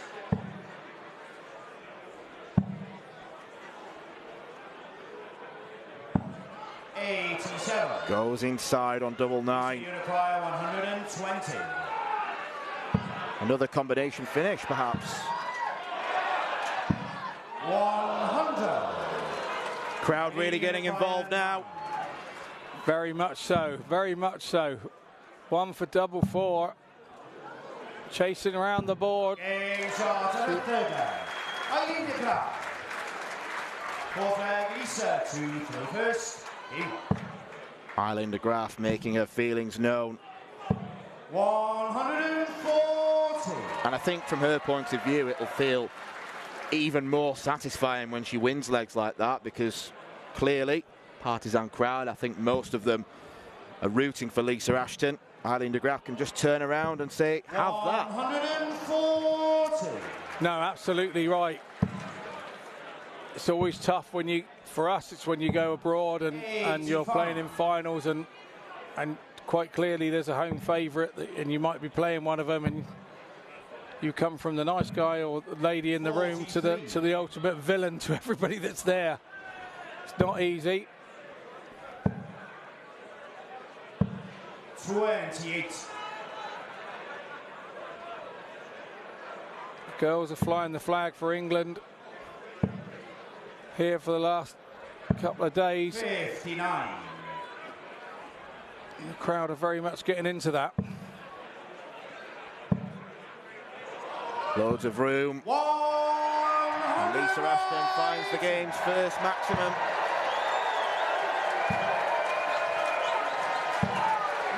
99. Lisa, you require 68. How did Lisa Ashton get those bulbous barrels in the wall in one corner on a pinhead? 60. And you require 160.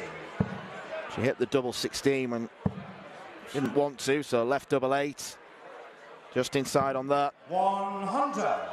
Lisa, you require Big dart there from de Graaf to leave 60. Pressure on the shot for Ashton. Lisa Ashton gives it some as well.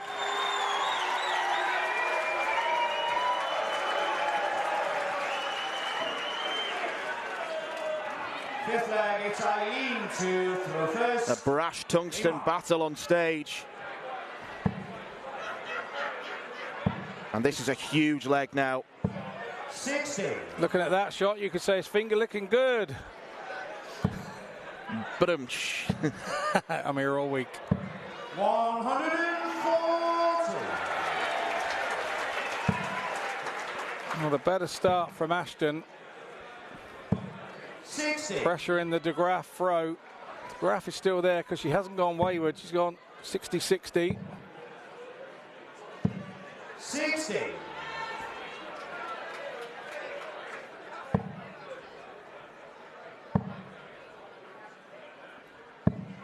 28. Bag of nails there for de Graaf. Big opening for Lisa Ashton. 76.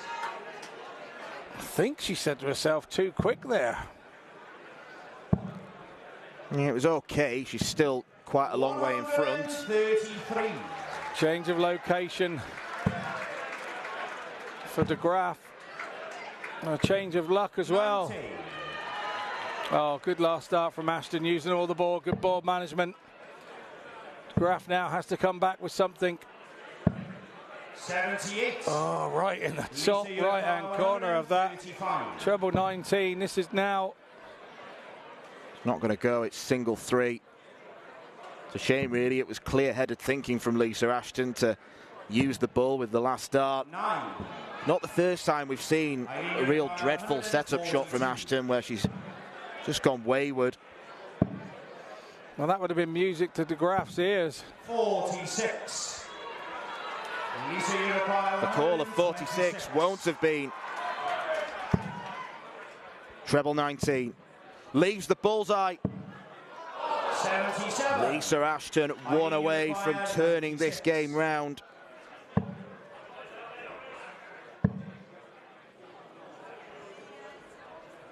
Wrong side of the wire. 42. Lisa, you require 49.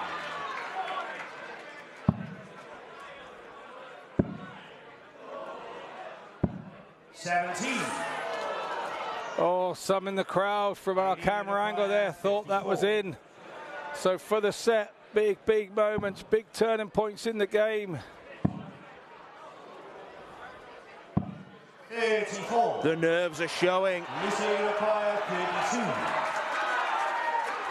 You can practice and train all you like, but for these moments, you cannot. Goes right across, looking for an angle in. No score. How did that dart go there? You can see the anguish on faces. It's hot up there on that stage. And of course, we get a leg like this when we are going for a crucial third set. Who is going to get their nose in front? 2-1. The answer is Eileen de Graaf. Eileen de Graaf. 4-set first leg. It's Lisa to throw first. Game on.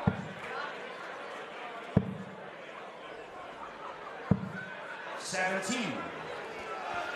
Lisa knows that 9 in that leg was probably what cost her the leg. Oh, she got darts at the double. She'd have had a couple more. 39. Yeah, most dart players would back yourself with one dart. That's the point. You want one dart at it, and she had a couple there.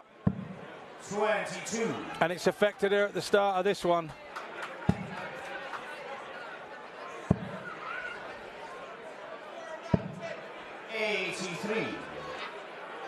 And a leg that's so vital for her to hold her own throw and get this set on the way. She seems to have found the range again.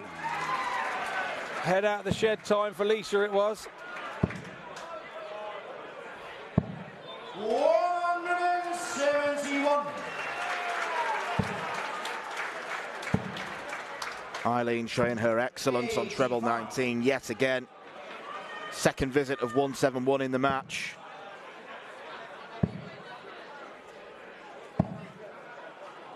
57.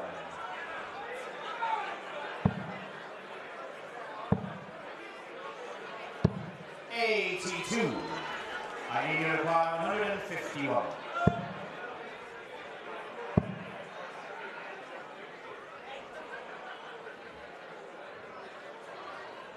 Only 75.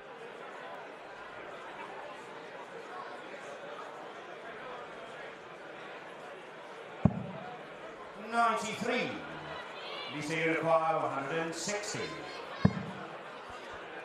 First one's there. 100. So much space to the left to attack that treble 20. In charge of the first set. Eileen de Graaf kicks off the fourth set with a leg and breaks the Ashton throw. Second leg, it's Eileen to throw first. Game on.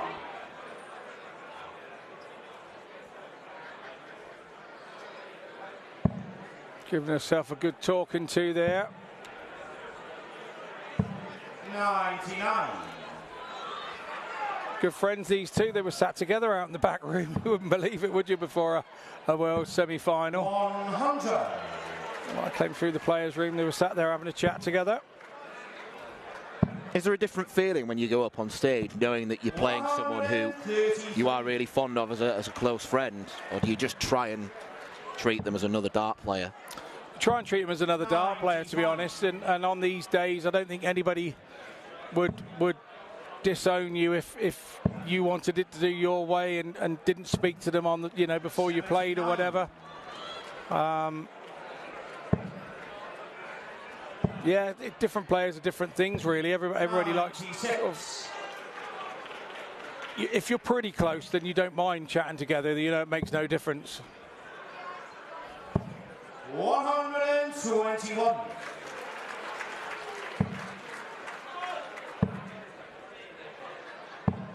123. I need to apply 69. Double 16. 53. Lisa, you apply 87. Eileen de Graaf could have been one leg away from a place in the final. 69. And she might still be. Once again, Ashton giving herself chances. She's not quite converting.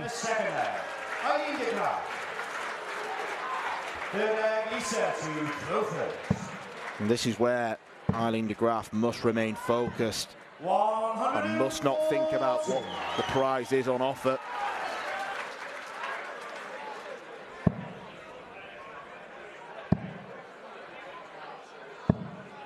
$79.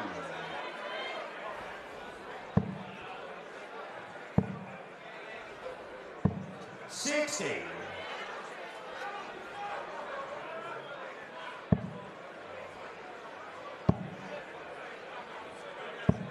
95.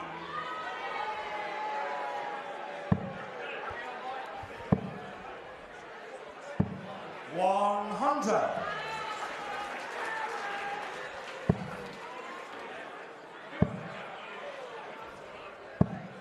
133. That's what Eileen de Graaf has done well there. She's moved. When she has been trebleless up the top, she's gone down to the bottom of the board and absolutely hit that treble 19 and got herself out of some mire at times down there. 96. Lisa Unicorn 101. That's the one off. 22. And only another 22 points follow.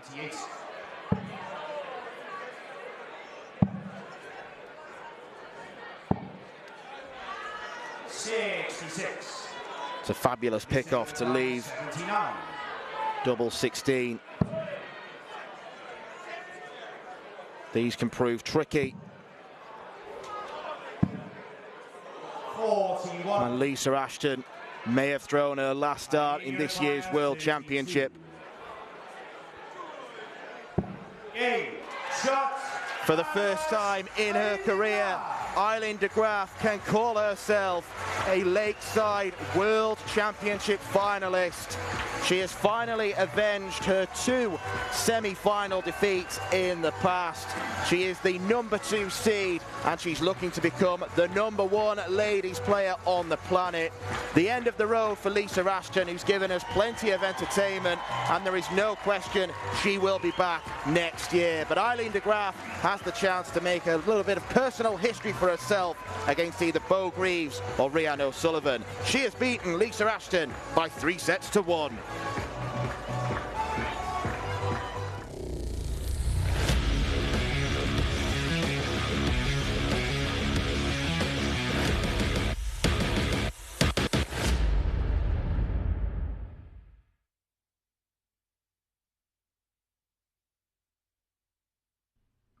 This program is brought to you by Benji Marine Engine Repair and Trading. Specialized in Wärtsilä engines with a 24-hour-a-day, high-quality, worldwide service. And by Hemeco Storage Systems, your one-stop storage system solution with over 100 years of experience. The 45th annual Win More Fleetwood Memorial Las Vegas Open will be held from January 19th till the 21st. Sin City welcomes you to come and play in the entertainment capital of the world. Both men's and women's champions will win places at the 2024 WDF World Championships.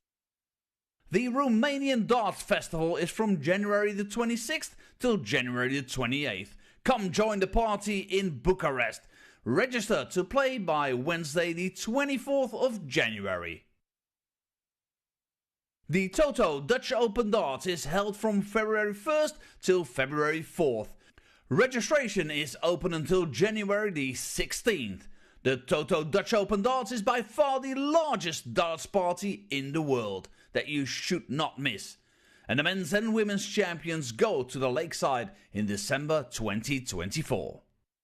The Swiss Open and Helvetia Open tournaments are held from May 31st till June the 2nd. One of the longest running tournaments in Europe invites you to join them in the most beautiful surroundings you'll find in Europe.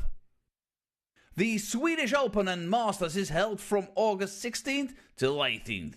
A popular tournament for many of Europe's best aerosmiths. For more information on each of these tournaments, go to the link in the description. A special thank you to our tournament sponsors Win More, A&G Travel Group, iDarts, Dart Connect, CT1 and Quiff.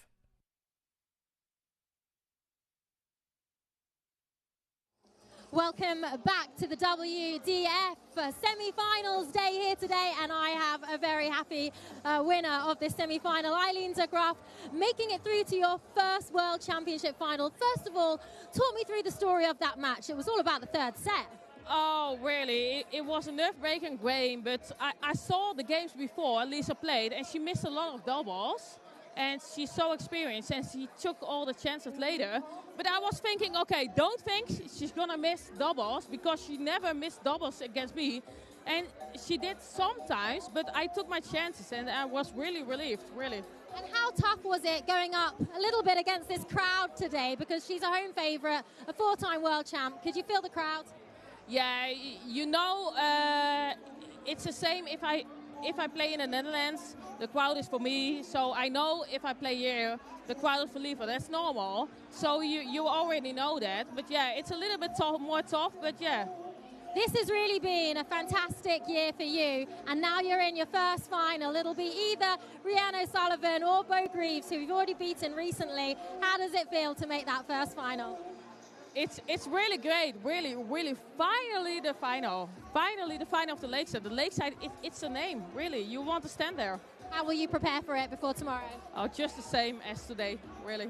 Excellent. Listen, congratulations, and we wish you the very best of luck tomorrow in the final. Thank you very much. Well, a very happy Eileen de Graaf there. I'll bring in Scott Mitchell there. She deserves it, doesn't she? She really held her own against the former world champion, and that third set, wow. Yeah, I mean, she had to hang in there with the third set because Lisa really dominated it. And towards the end, Lisa hit a 9, and then that meant she only got fewer darts at a double. And then once Aileen got that third set, she had the momentum. Lisa was disappointed then in that first throw, or the first couple of throws of set 4, and Aileen got away and the confidence got up, and she finished the job off. What will be next for Lisa, do you think? I think that Lisa will be honest with her performance, and she'll know that she hasn't quite performed. Her preparation coming in can't have been normal because of the elbow injury and the operation, but she won't complain about that. She won't make that an excuse. She'll just bounce back like she does, and she'll be back bigger and stronger for the loss. Okay, now let's look ahead to our very next match today. It is the men's semi-final. It is the #1 in the world, Andy Bartons, taking on Dennis Nilsson. Now, Dennis Nilsson had a really fantastic match yesterday in his quarter-final. Both of these men are in new territory in their semi-final today, but Dennis wasn't expected to do as well as he did against Wesley Plaisier. What did you make of that match? Well, he was slow. He was just deliberate, and he just kept doing what he was doing. It's a 90-plus average, and that's what he's going to have to do again against Andy. But it's a game of two very contrasting styles. Andy is very quick, and he will want the pace to be fairly quick. Dennis has got to make sure that he doesn't get caught up in that pace and sort of like throw too quickly for him, because that will upset his rhythm, as his rhythm is a slightly slower rhythm. So it's a fascinating matchup for me. And Andy had a little bit of a shake-up against New Zealand's Johnny Tata yesterday. He just had a little trouble with getting away from Johnny. Of course, he came through in the end. He's been on great form so far this week, but do you think yesterday it was the nerves, or what do you think it was that got to him? Well, his average wasn't average what he did in the first two games, but I spoke to him again yesterday, and he wasn't bothered. It was all about the W for him, and the W for winner. So he's now in the semi-finals, and that was all he wanted. He knows today's a very different game. Ideally, we came in today at about 12:15, and Andy was already in here practicing. So he's come in and putting all the hours in on the board. So failed to prepare and all that, yeah. He's a different Andy Bartons this year, isn't he? I mean, he's been #1 in the world now, winning the Aussie Open, winning many tournaments, doing so very, very well. How different can it be, though, when you get to that World Championship? Best all year, and it's a case of you holding your nerve to finish it off. And it sounds rather easy to do, but let me assure you, it isn't. Well, it is new territory for both men, and there's going to be a lot of pressure on both of them. It is Andy Bartons against Dennis Nilsson after the break.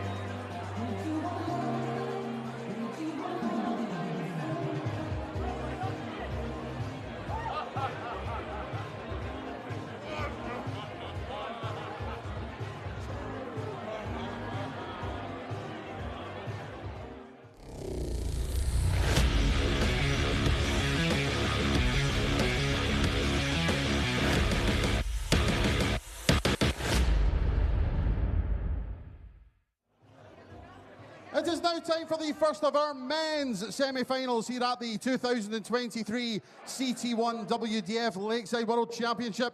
And we welcome to the stage, first of all, the former Lithuanian Open and Sweden Open champion. From Sweden, strongman Dennis Nilsson.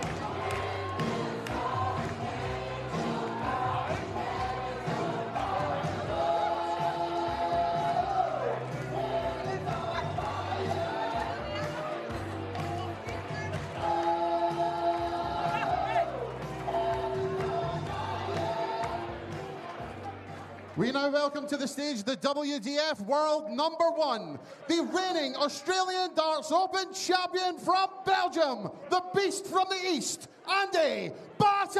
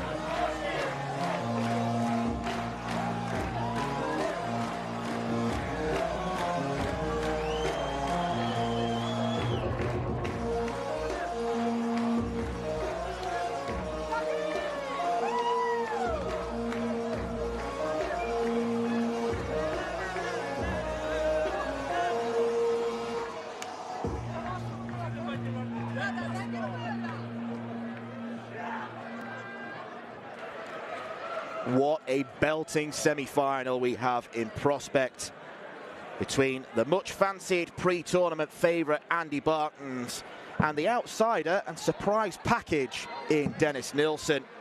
Bartons has looked pretty unflappable in his 3 games so far, dispatching Sebastian Białecki and Gary Stone. He was put under a bit of pressure by Johnny Tata of New Zealand yesterday. He went 3 sets up. Tata won the next 2, but Bartons ultimately showed his class to prevail with a 4-2 victory. He has been very, very consistent with averages of 94, 94 and 93. That is his MO. That is where he plays his best darts, and that is why he is an 8-time WDF champion this year.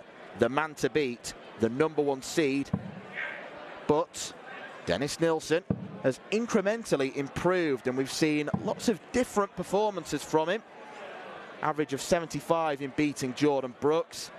He then beat James Hurrell in a 3-2 thriller. The average climbed way up to 90 in a 3-1 win against Alexander Merckx. And yesterday against Wesley Pleisier, 97.44, the best average of the tournament so far. And if he continues to improve, then he's certainly got a huge chance against the #1 man. Scott Mitchell is with me in the commentary position. And Scott, I'll begin with Dennis because you know him very well. He's a good friend of yours. Not many people expected him to get to this stage of the tournament.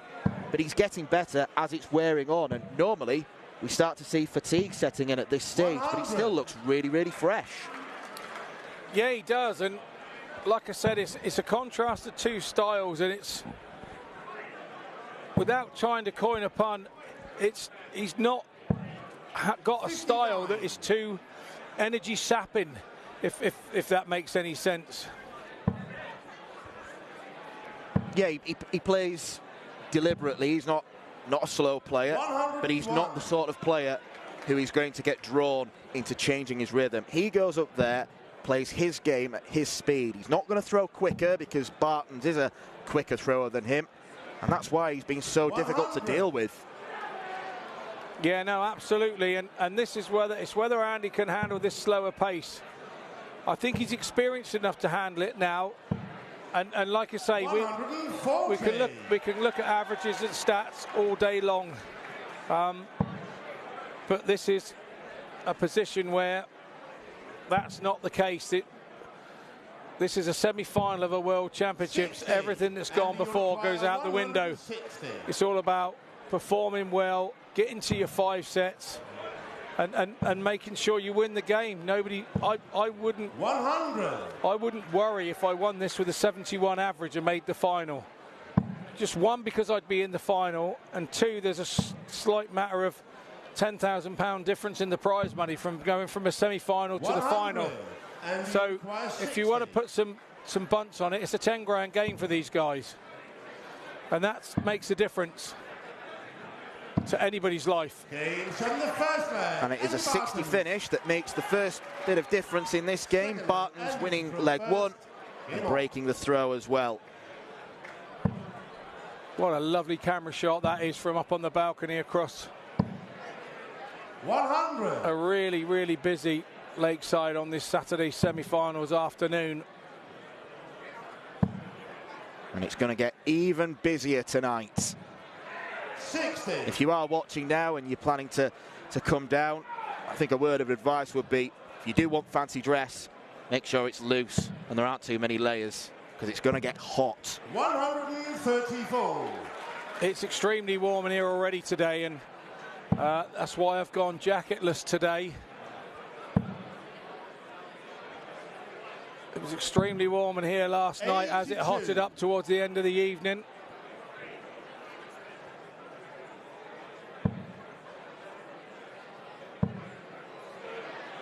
Do you know, I think this has slowed Andy down a little bit, you know, and made him a little bit more deliberate.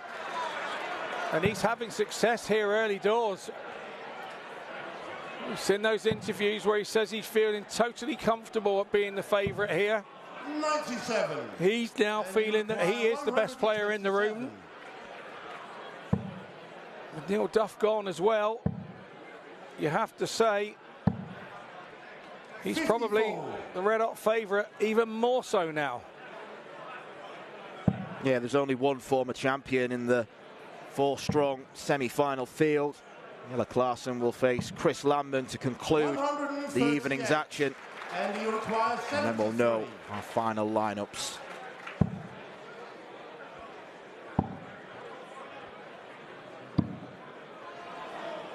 Well, he's shone on tops this week, but that's a chance gone and an opportunity for Nilsson to break back. Has to find treble 18 to get a go at the bull. And these are the shots he was finding a dart yesterday. These were the shots that he was able to worry his opponent.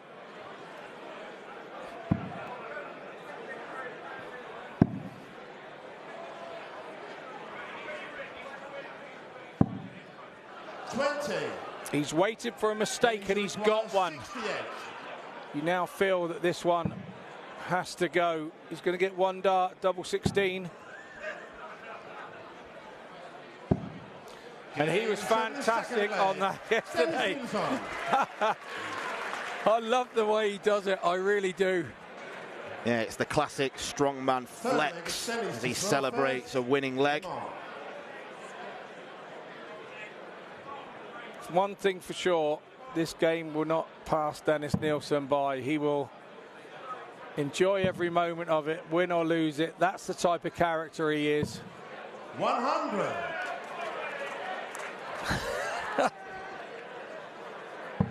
Even extraterrestrial beings are here at Lakeside today. 100. Now we're just waiting for the darts from outer space. And there'd be no surprise if they were produced here. You're right, though, about Dennis Nilsson coming up on the stage and just 81. enjoying himself. I think the context and the situation of the game plays more into that, because looking at the rankings, Barton's is number 1 on the list. Dennis Nilsson down at number 50. 60. Few people expect him to win. There's a very nervous Steph, that's Andy's girlfriend, watches on. 100.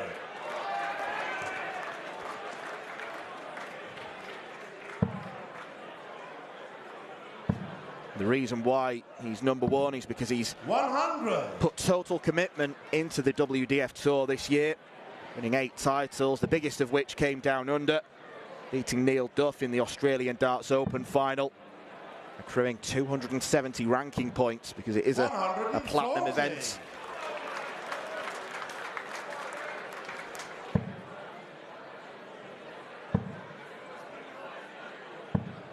140.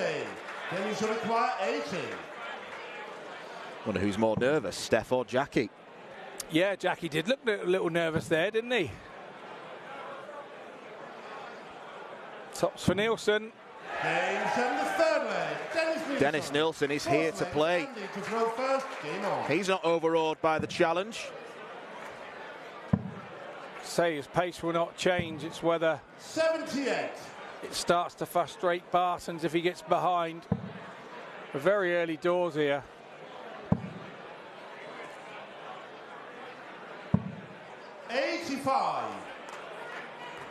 Both players hoping to do the business for their countries as well. We've never seen a Belgian player or a Swedish player get to the final of the Lakeside 99. tournament.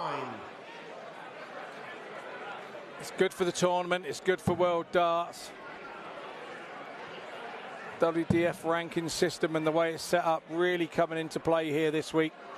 22 different 45. nations represented here at the WDF World Championships, a record. Last year was a record with 18 and it smashed that by another 4, so 180.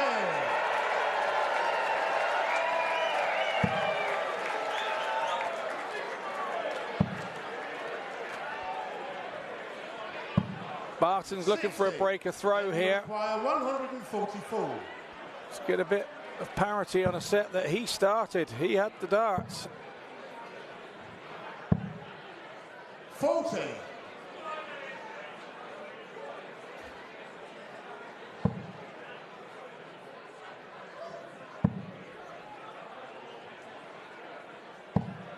$60. And you require 104. 2 treble-less visits for Nilsson. Making it look like 64. he's going to have to break the Baton's throw.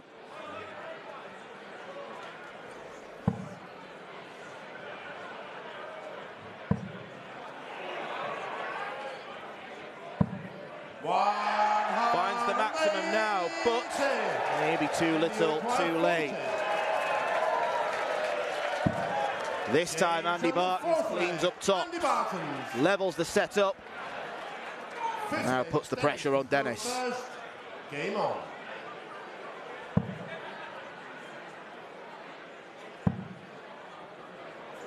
Because of the format extension, we've potentially got 3 breaks on the cards. After the 2nd set, the 4th set, and the 6th set. We could have 9 in total, and our referee, Christian Sorensen, may be subjected to 45 legs.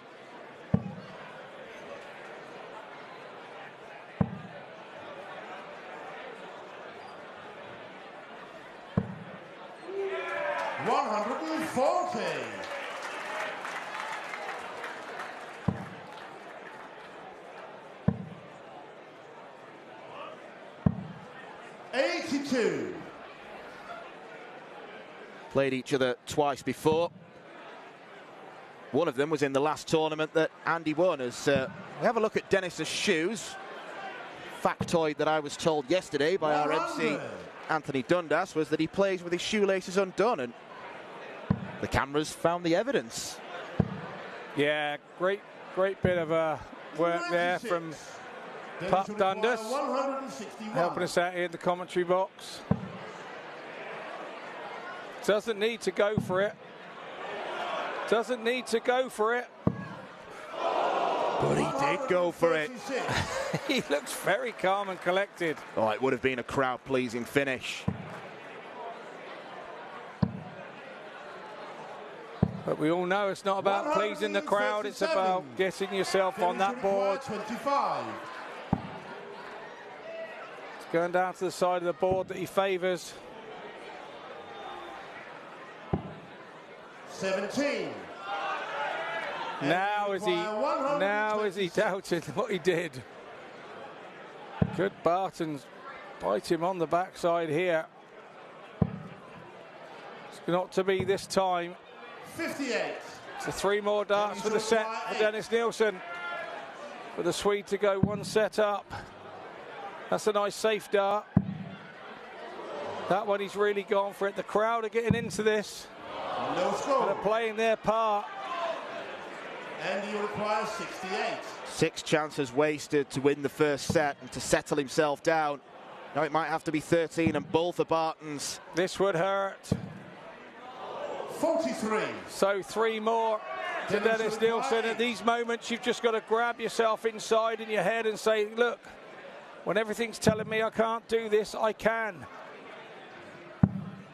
8-time lucky Dennis Nielsen gets the set-winning double. And for the first time in the tournament, Andy Bartons trails. 140. And he won't matter because the set was Dennis's set. He knows there's possibility of 9 sets here. We've got a long way to go. 60. We're just in the first 10 minutes of the first half if it was a football match.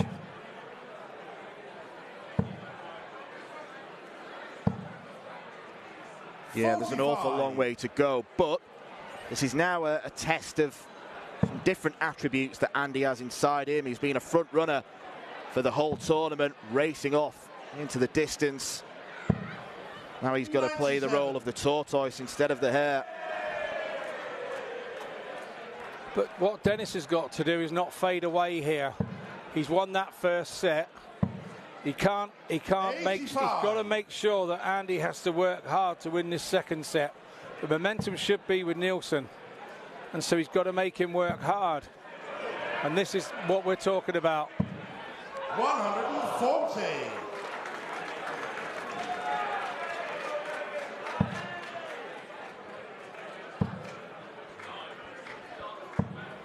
100.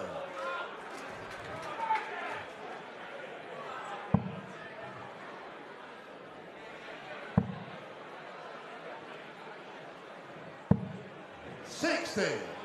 And you require 131. Treble 13. Leaves double 16. Game's on the first leg. Andy Bartons takes it out. Classy 3-figure out shot. Game on. Absolutely, and what a shot to say, I am not going anywhere. Special moments, special players, 60. and that was a big special moment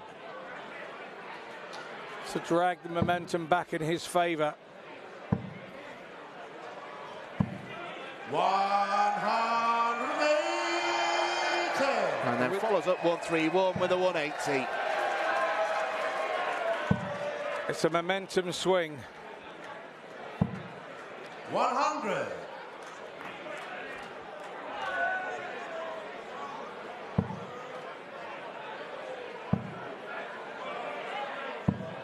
100.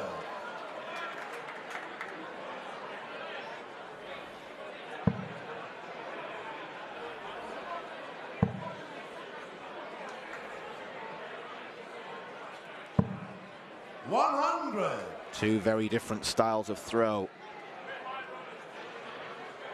The real freneticism to how Bartons hurls the darts to the board. 39. The facial contortions.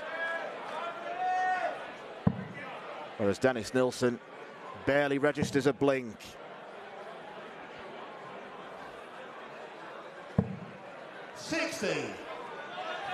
He's looking to get his revenge on Andy Bartons. 2 defeats in 2 matches. The last of them only coming recently as 3 weeks ago 150. in the Czech Open quarterfinals. This leg has got Bartons written all over it.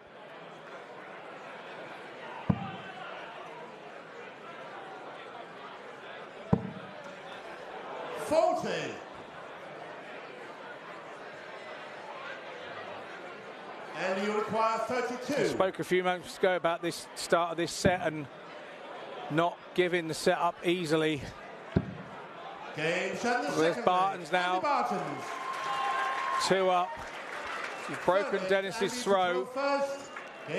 And he now holds his own. If he holds his own throw, goes straight back at 1-1. 100. When we head into the break. Dennis has now got to try and just not worry too much. 100. Try and start and having a, treat this as a practice leg. Try and find his range. 100. And if he's there at the end of the leg, then all well and be it. All good. That's his problem dart at the moment. He's just dropping that first dart too low. Causing himself a few problems. 60.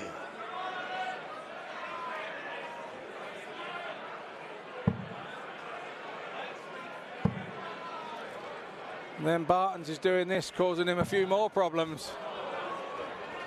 140. Some more fans from Belgium in this afternoon.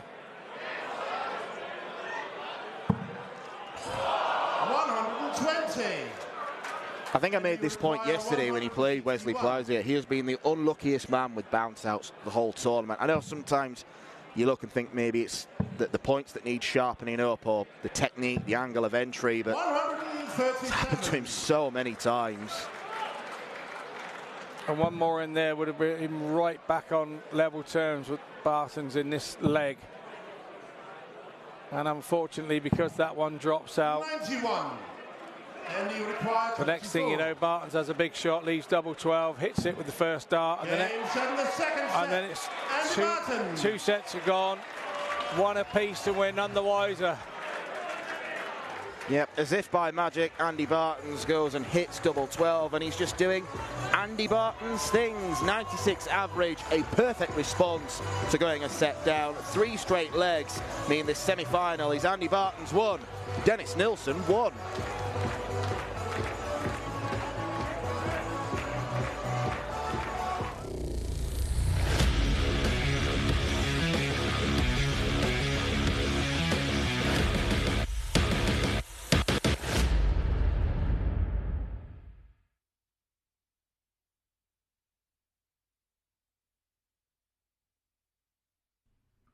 This program is brought to you by Benji Marine Engine Repair and Trading. Specialized in Wärtsilä engines with a 24-hour-a-day, high-quality, worldwide service. And by Hemeco Storage Systems, your one-stop storage system solution with over 100 years of experience. The 45th annual Win More Fleetwood Memorial Las Vegas Open will be held from January 19th till the 21st. Sin City welcomes you to come and play in the entertainment capital of the world. Both men's and women's champions will win places at the 2024 WDF World Championships. The Romanian Darts Festival is from January the 26th till January the 28th. Come join the party in Bucharest. Register to play by Wednesday the 24th of January. The Toto Dutch Open Darts is held from February 1st till February 4th. Registration is open until January the 16th. The Toto Dutch Open Darts is by far the largest darts party in the world that you should not miss. And the men's and women's champions go to the Lakeside in December 2024. The Swiss Open and Helvetia Open tournaments are held from May 31st till June the 2nd. One of the longest running tournaments in Europe invites you to join them in the most beautiful surroundings you'll find in Europe. The Swedish Open and Masters is held from August 16th till 18th. A popular tournament for many of Europe's best aerosmiths. For more information on each of these tournaments, go to the link in the description.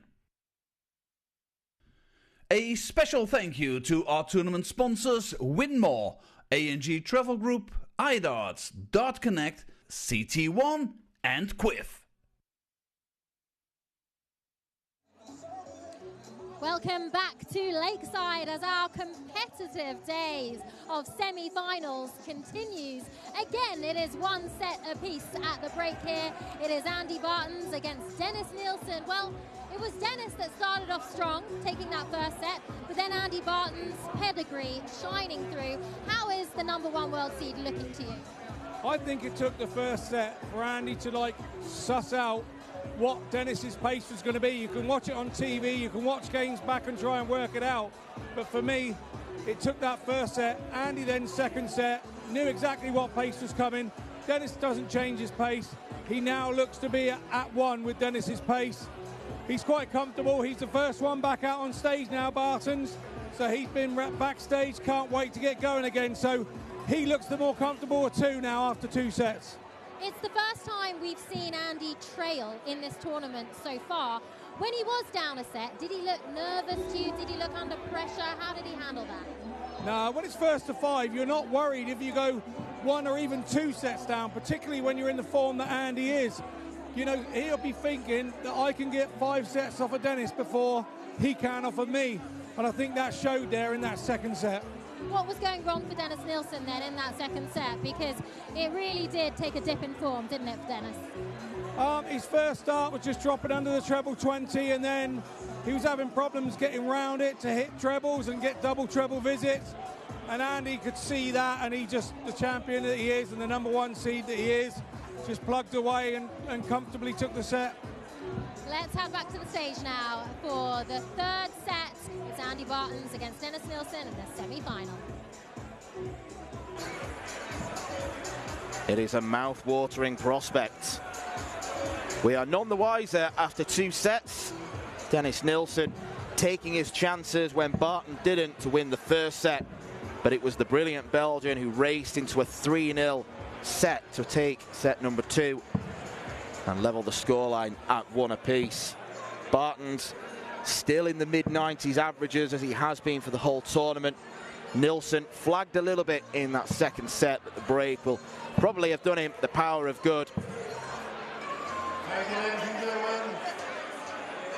Still been some pretty good stuff on the outer ring from Andy Bartons. 5 from 12 on the doubles. It's similar percentage to what he struck in his quarter-final match against Johnny Tartar, where it was 16 from 37. The big scores continue to be piled in.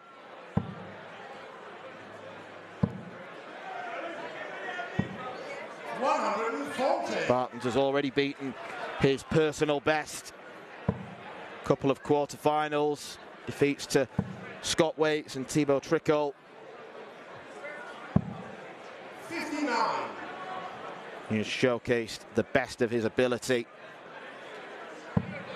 Maybe there is another gear to come. 140. But Dennis is not someone who will be prone to panicking.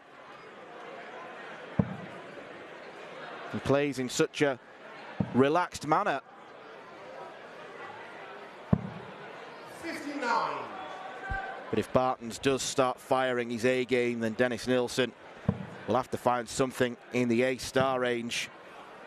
Scott Mitchell has rejoined me in the comms box. Can't get enough. People can't get enough of photos with you, can they? You put one pink shirt on and you just get recognised every time you. Yeah, no, I agree with what you say there. For me, Dennis has not got to worry about anything. You know, it's all about the first set was on his throw. He has to. His people out the back in that break should have been saying, look, you know, Andy's only won his set on his throw. Get back out there, do what you were doing. Don't overthink, and just keep playing and trying to hit that red bit as many times as you can. Yeah, the thought process may alter if Bartons quickly takes out another set, and he's threatening that early on. That leaves 53.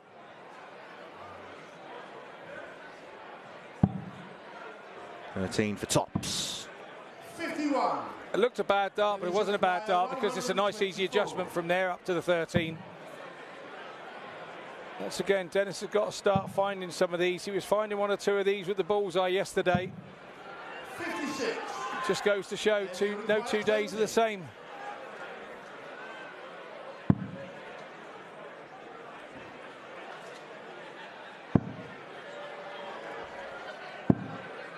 No score. And once again, Barton's having problems on that double 10 side of the board. Big opening here for Dennis Nielsen. 2 at double 4. Barton's already shaking his head in the background. He knows he made a mistake. Well, that was Dennis Nielsen's first dart at a double since the set-winning dart on double 4 in set 1. 137. Faced a Barton's blitz just before the break. He's back out now. An irritating one for Andy to lose. 100.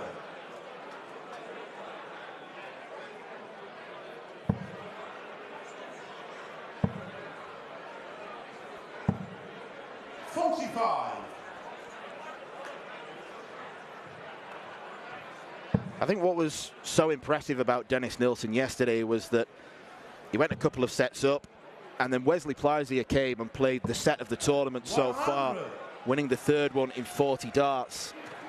He then missed double 16 to take the game to 2 apiece, and Dennis Nielsen didn't panic. That kind of deflated Wesley, and it's what saw Dennis come through. It's that calmness under pressure that has served him really well. Whether he is only throwing an average of 75 or 97, still that same laser focus. Yeah, I totally agree. I totally agree. But if you're throwing 95s, you're more confident, and you continue to do them. At 71s, you're still sort of throwing and begging and hoping. He's got to get this first dart right. That's a better dart. He can fill across the bed. Wants to find one in the middle of those two. 140. And you require 132. Everybody's having a good time at the lakeside. Thought we were going to pop the champagne cork then. It was nearly too central, that bullseye. It was nearly too central. Needed to be one side or the other, really. And that needed to be in the big 16. Seeing Dennis there with his eyes closed, told you one thing, he missed the big number. 44. And you require 40.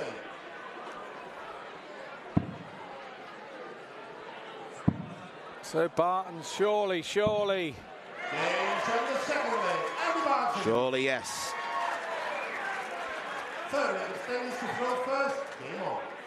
Would have been very unlike Andy Bartons to miss so many darts at double in consecutive legs.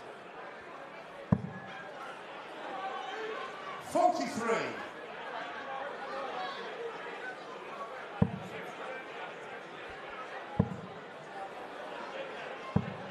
$140.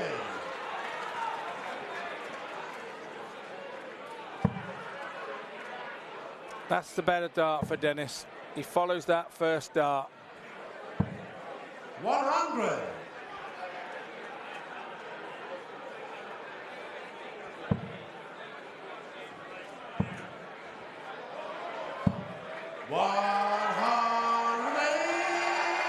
Three 180s. As did Andy right there.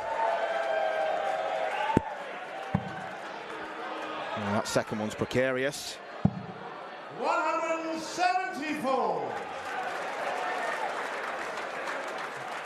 Christian Sorensen with the magical 174 shout out. 100.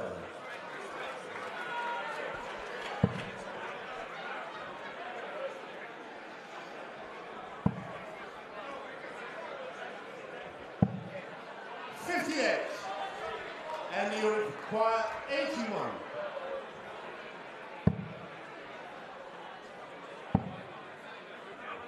Now Andy's missing the big numbers. 41. Then you shall require 126. Again, a blocker dart for him. Can he round the side? No, he can't. So all he can do is hope for a treble 20, 98. which he does. Pressures And the you Bartons require 40. tops, but tops after 12 is not too shabby for Bartons. This is for a 14 darter. Chase him round the board.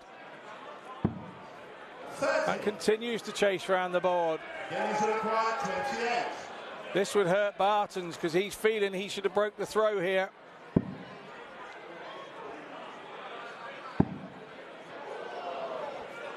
Big moments. Those little cheers are little cheers of relief. Well,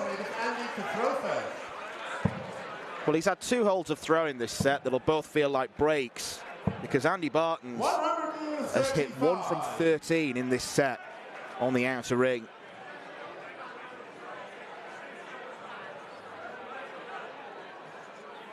Wouldn't be human if he didn't make mistakes every now and again, but this is a bit of an error-strewn set from the Belgian.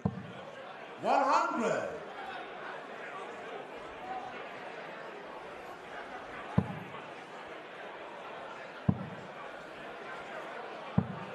140.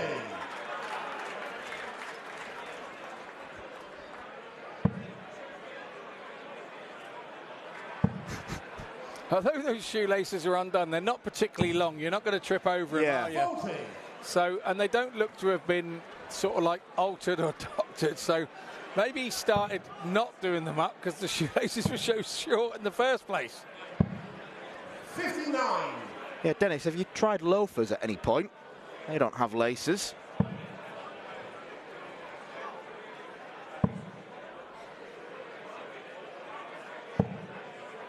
One of those odd darting superstitions, I suppose. 57.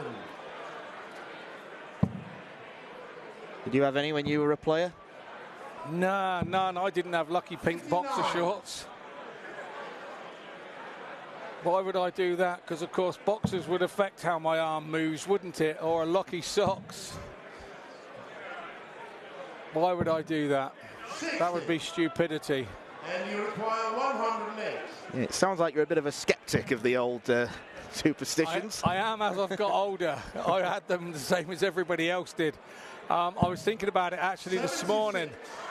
And in 2015, I only used 1 set of steps at the hotel. I wouldn't use the second set of stairs to go into the hotel, and I did the same all week. So, yeah, it's there for everybody. 83. And you require 32.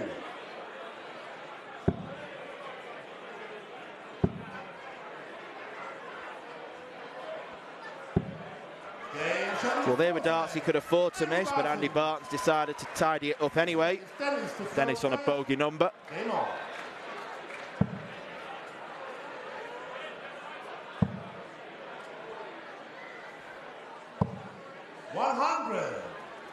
Yeah, good visit from Dennis because that didn't look likely in the last leg, did it? 100. Big lurch from Bartons there. He's over trying now, trying to break the throw. There's the problem dart. Surely has to move. Oh, that's a super recovery. Oh, what am I talking about? That dart's in the way. We're both sat here clapping here. Brilliant. Bartons now open bed. 100. Not to be. Dennis has to go again. You have to have a treble visit here. Oh, he's done it again. It's like the Iceman on these deciding ones. we'll see if we can hold that out at the end of this set. There's a 140 here and Barton's is right back in it. And that's a wayward one. 45. And now a non-treble visit. 161. Nielsen the favourite, 6 from here.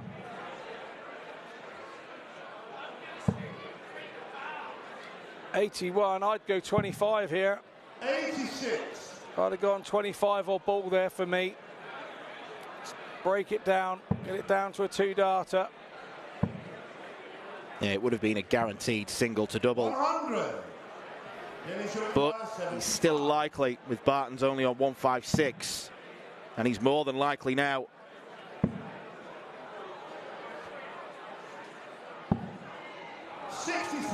Oh, chance goes begging. 156. This would be a mighty ask, but it's there on the board.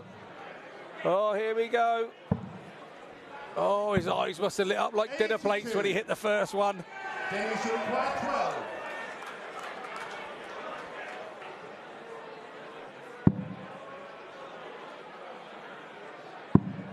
But instead, it's Nielsen's eyes who light up. First legs, Andy to throw first, then on. You've got to hand it to him. He is absolutely riding a roller coaster on his own throw there. He's given a few opportunities early in the sets of that particular set. He gave a few opportunities to Barton's. Barton's didn't take them.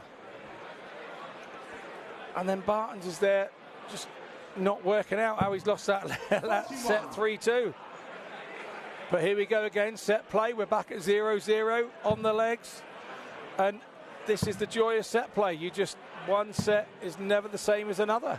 100.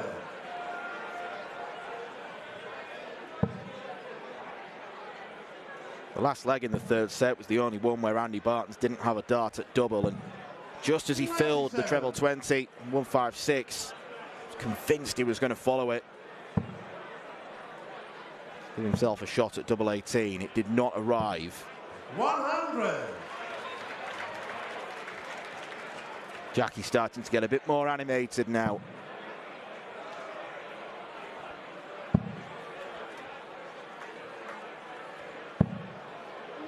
Six.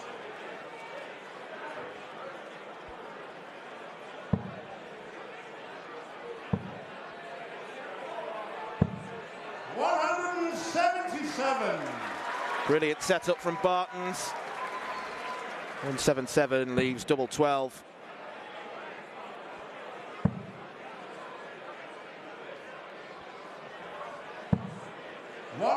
He's had one go at this. Dart that won set 2, and it went straight away.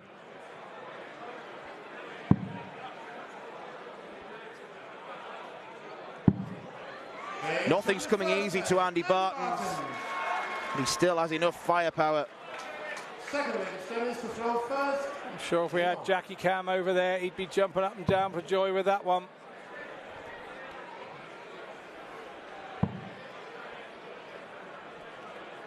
Did see somebody else in the crowd alongside Jackie there. I think it's Ferdy. He helps run the sort of the Bruges Belfry Open, which I think I won a couple of years ago. 137. Co-organizer. You think you won, or you know you won? I think yeah, I did win it. I think. 140.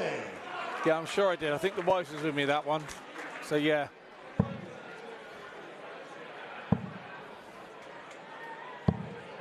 $59. I'm sure Andy Barton has lost count of the titles he's won this year.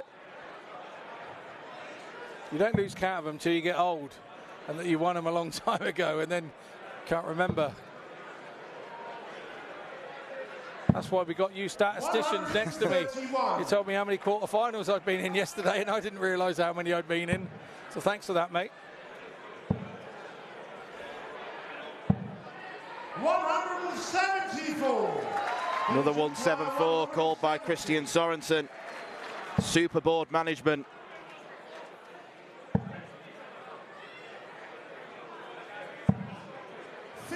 And once again, more pressure on the Nielsen throw.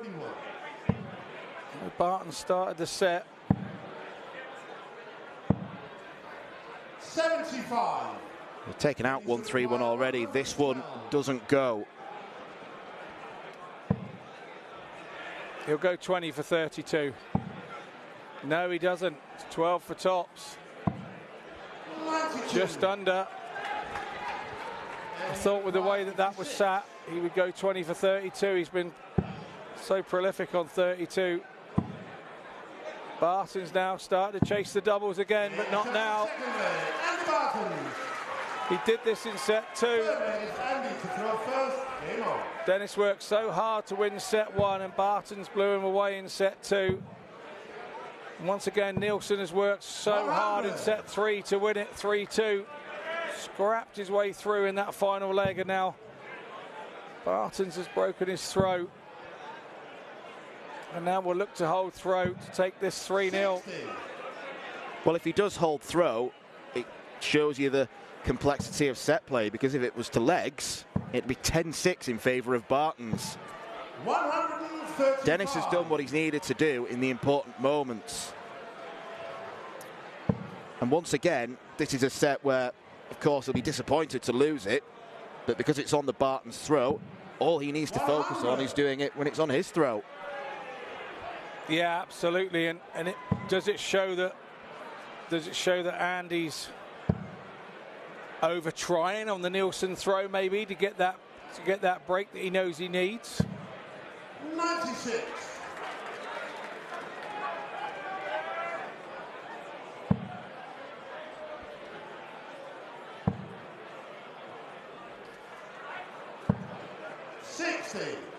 And you require 170.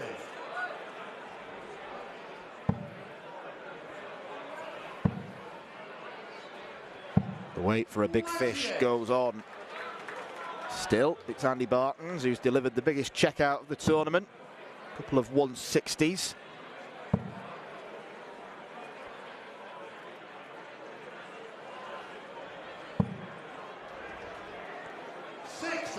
And you require 72. Doesn't need to entertain the bullseye. 32. Instead leaves his favourite tops. Only a 180 will do, to be honest. To really pile the pressure on. 140. That's okay. You require 40. You expect Barton's to clean up, which he does. First start in hand. What a strange semi-final this is. Andy Barton's comfortably the better player, looking at the scores, looking at the averages. He's won both of his sets 3-0. Jackie's happy. Andy Barton's won't be too happy that he's still in a real scrap of a game with Dennis Nielsen. He'll come back feeling fresh, feeling refocused after the break. 2 sets apiece. Who can call this one?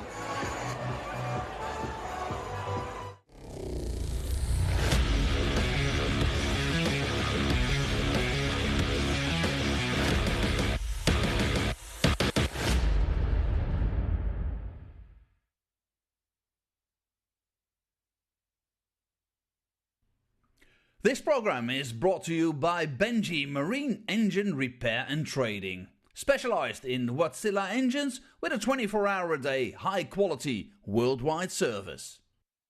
And by Hemeco Storage Systems, your one-stop storage system solution with over 100 years of experience.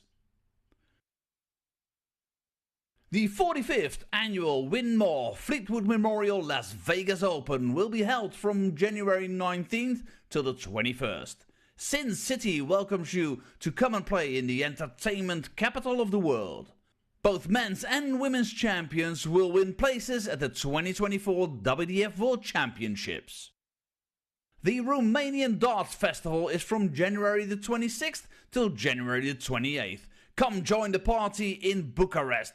Register to play by Wednesday the 24th of January.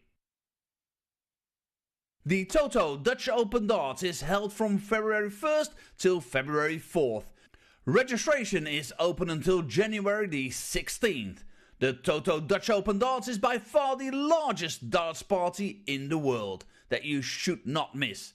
and the men's and women's champions go to the Lakeside in December 2024.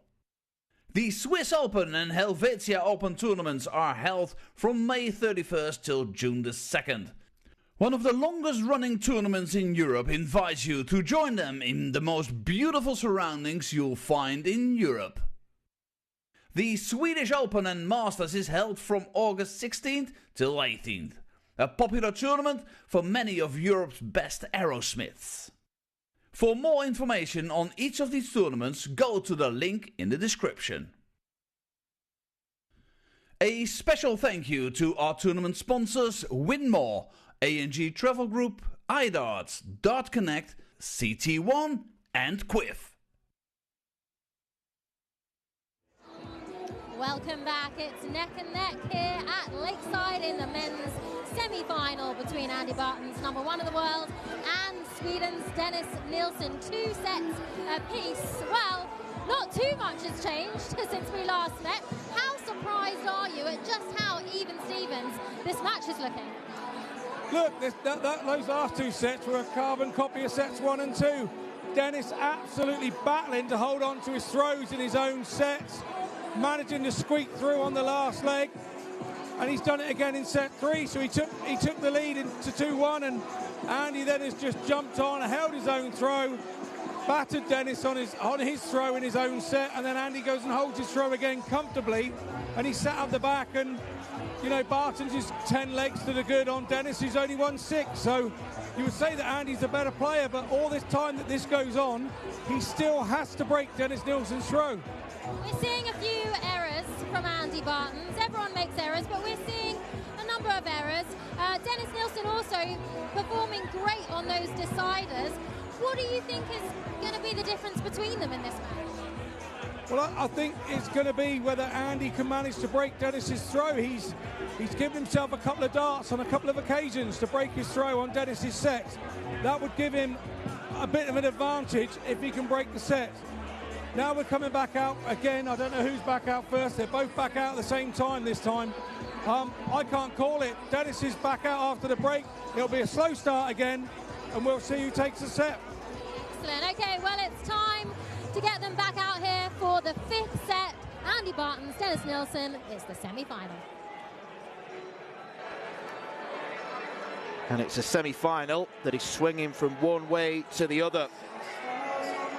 When he's on the throw, Dennis Nilsson, he's playing some superb darts. He's getting doubles when he needs to. When he's not on his own throw in the set, he's seemingly having a bit of a nap, trying to keep himself as fresh as possible. The 2 Barton sets that have begun with him on the throw, 6-0 in legs. Dennis Nilsson has had 1 dart at double across those 2 sets. This is where he needs to do the business, and it's almost smart play, really, conserving the energy and really focusing on what he can control when he has got the darts. Barton's knew that when he lost the ball in the back room, he would have had to find a break of throw at some point. And Scott Mitchell, because Dennis is starting this set with his darts, we're probably going to see the best of him now. Well, the thing that's going on is, one thing that's really hard is that when you're coming out and being the first throw after the break, that's always difficult for a player. You know, you'd like to see it mixed up a bit, where sometimes Andy had to come out and be the first throw after. And once again, it's just a case, and you feel it's a matter of time before Andy Barton breaks Dennis's throw in Dennis's set. You know, it just feels like it's a matter of time, and he's just opened up there with 22 and 39. Yeah, already a different complexion to the start of this 5th set, isn't there? 180. Andy Barton's is 6 into a 9-darter.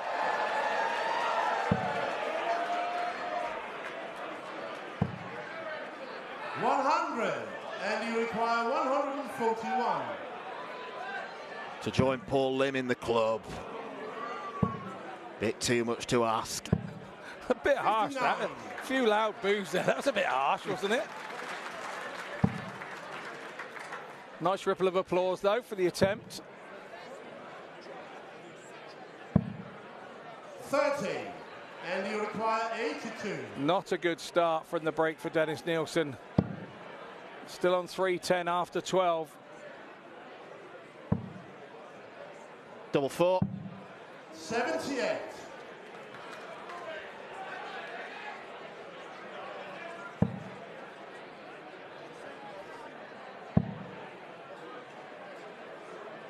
Been a real disastrous re-entrance to the stage for Dennis Nielsen. And you require 4.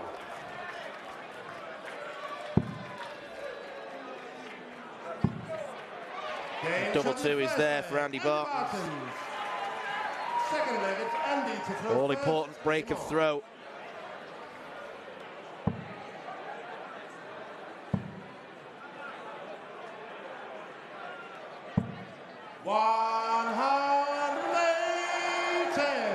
You have to say, I thought the break would stop Andy's momentum. He's obviously got good people around him in that back room. It's vital that you have that one voice that you're used to listening to or giving you advice, the one person you trust.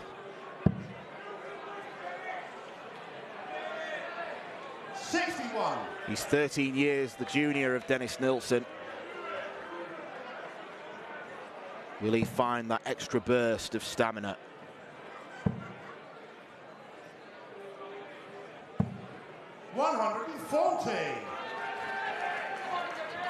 Is that Elvis Full Lake Vegas style?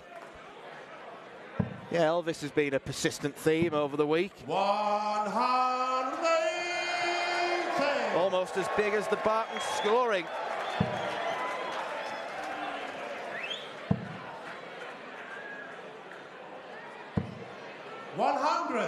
And you require 80. For 5 legs on the bounce.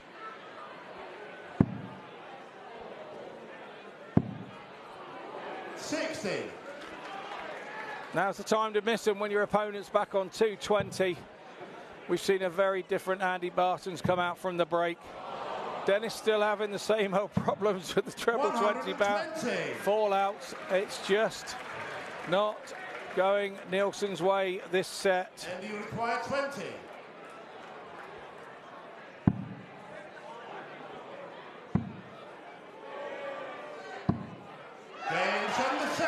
There for Andy Bartons to take a 2-leg lead. Dennis Nielsen must feel like snapping his darts in 2. He could probably do it even if they are 90% tungsten. It's the first time that we've seen Dennis flustered this week, I think. 100. From that barrage of scoring from Bartons, there's nothing you can do about it as a player. Only try and score some yourself to stop him. 100.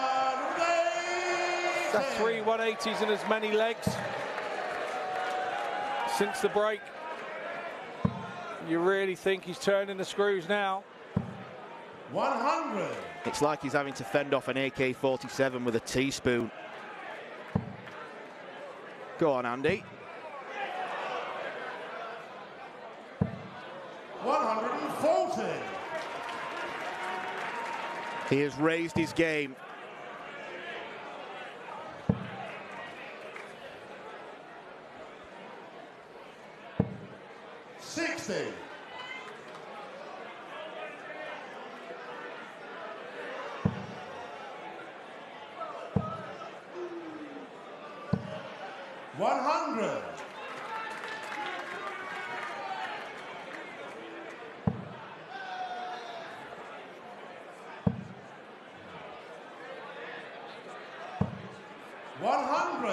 And you require 81.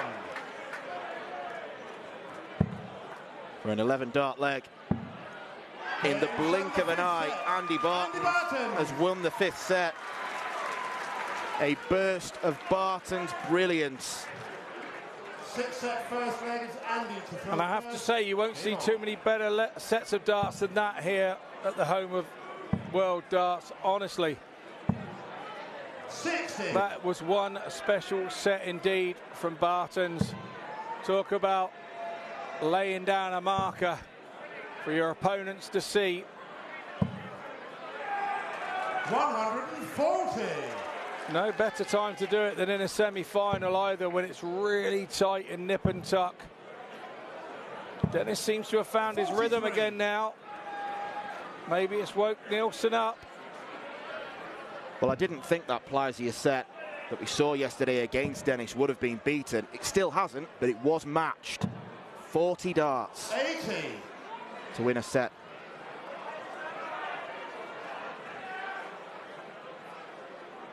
I think that's the 4th dart in this match that Nielsen's had on the floor.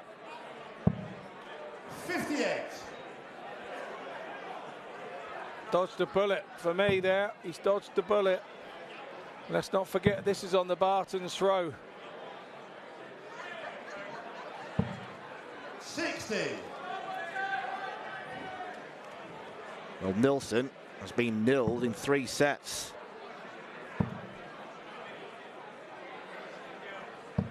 Yet this format means he is not out of the game.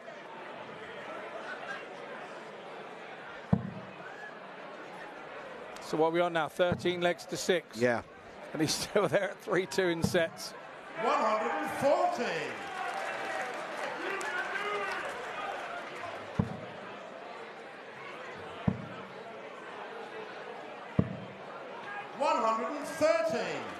Then you should acquire 81.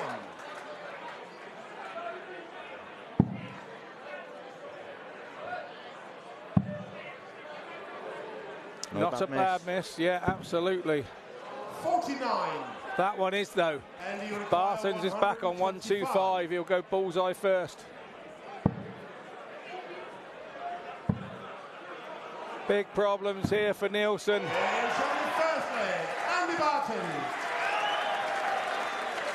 It's super stuff from Andy Bartons.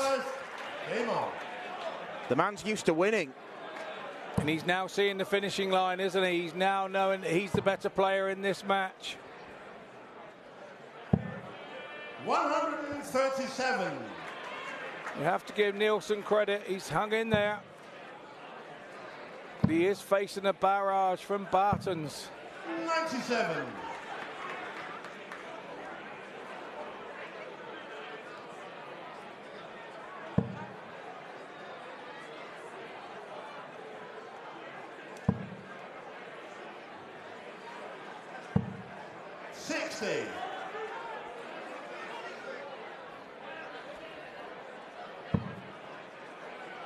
And the more times Nielsen goes in and ends up troubleless, the more 100. confidence Bartons will get.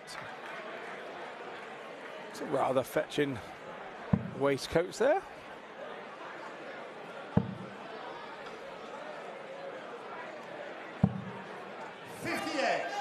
In 4 matches of Dennis Nilsen's campaign, we've seen him average twice in the 70s, twice in the 90s. He's in the middle now, 84. That's not going to be enough to get past this man, because he's so consistent. He barely drops his performance.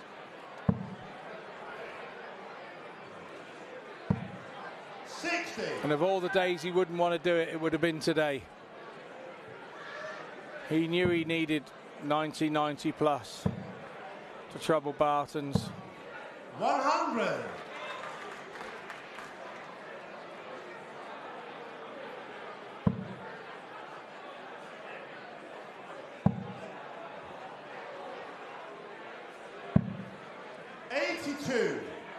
And you require 110.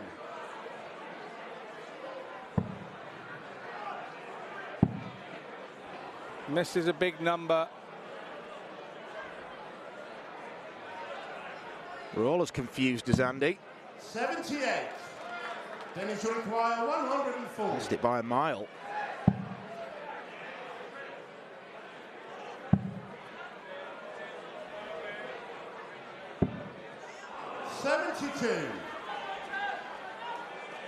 And you require 32. Chances are becoming rarer for Dennis Nilsen. And if he doesn't start taking them quickly, then Bartons is going to saunter to a 5-2 win. Third leg, it's Andy to throw first. Game on. It's 8 successive legs now for Andy Bartons. 82. 91. Nilsson running out of road.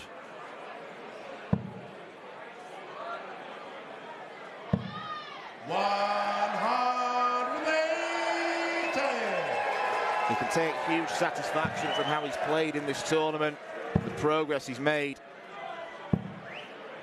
46. But it'll be that nagging feeling if he does lose, he'll go off stage and think, oh, I could have done more. Not over yet. We're not discounting Dennis. But Andy's looking ruthless now. 97. He sure is. And when he gets that first one right, he generally furrows it. 140.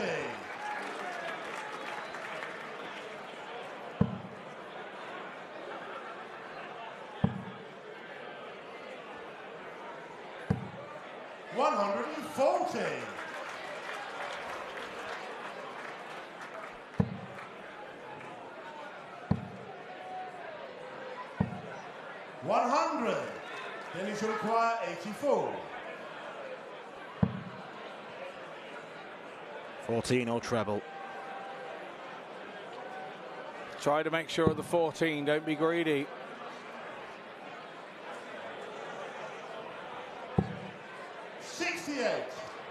Well, it ended up on the floor. I was wondering then where that dart ended up. Yeah, good move once he had one dart in his hand to go that way. Sums up his luck. 76. Then he should require 16.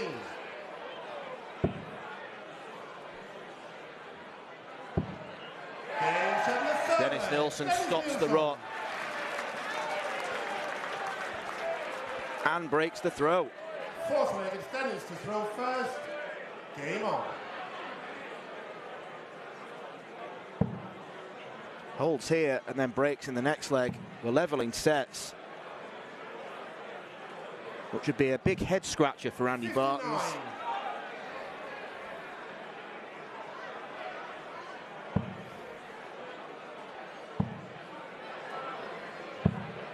$139.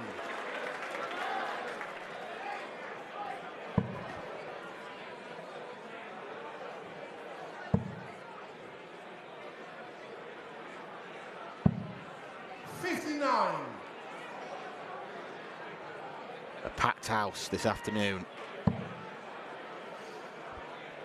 Yeah, and again this evening. Yeah, we might be adding maybe 100, 200 more.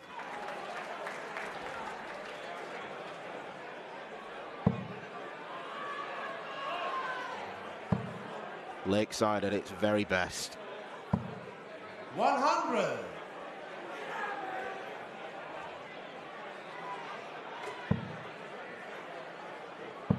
Barton's in that treble 20 again. 121.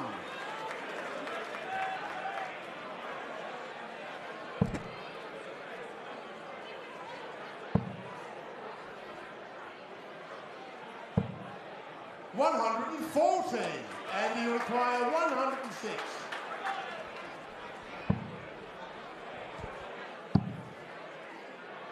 Tops for a 4-2 lead. 86. Would have been a third ton plus checkout of the match for Andy Bartons.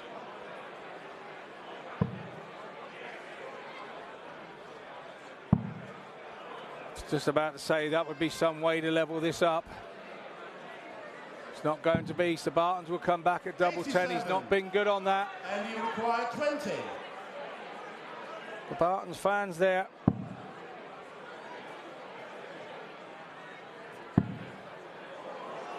One more dart. And Andy Bartons can see the finish line in his sights. Just who can beat him at Lakeside this year? Dennis Nilsson, the latest man to come and try. But unless he produces darts from the gods over 3 more sets, it is Andy Bartons who is going to book his place in tomorrow's final. Super display from the Belgian. He is 1 set away from a maiden final here at the Lakeside.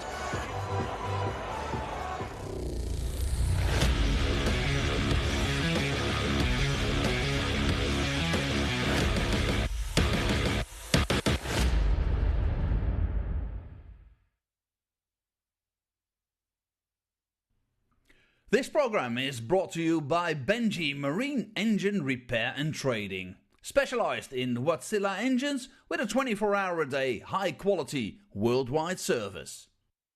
And by Hemeco Storage Systems, your one-stop storage system solution with over 100 years of experience.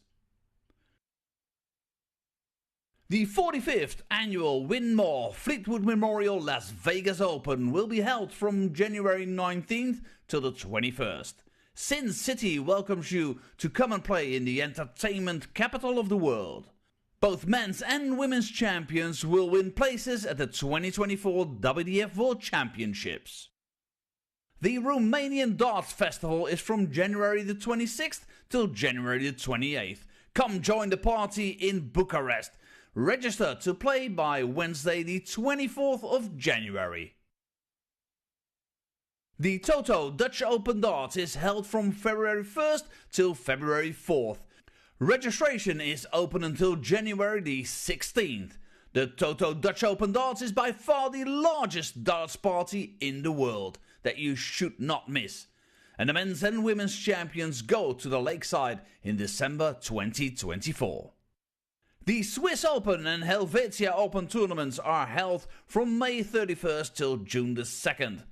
One of the longest running tournaments in Europe invites you to join them in the most beautiful surroundings you'll find in Europe. The Swedish Open and Masters is held from August 16th till 18th. A popular tournament for many of Europe's best aerosmiths. For more information on each of these tournaments, go to the link in the description. A special thank you to our tournament sponsors Win More, A&G Travel Group, iDarts, Dart Connect, CT1 and Quiff.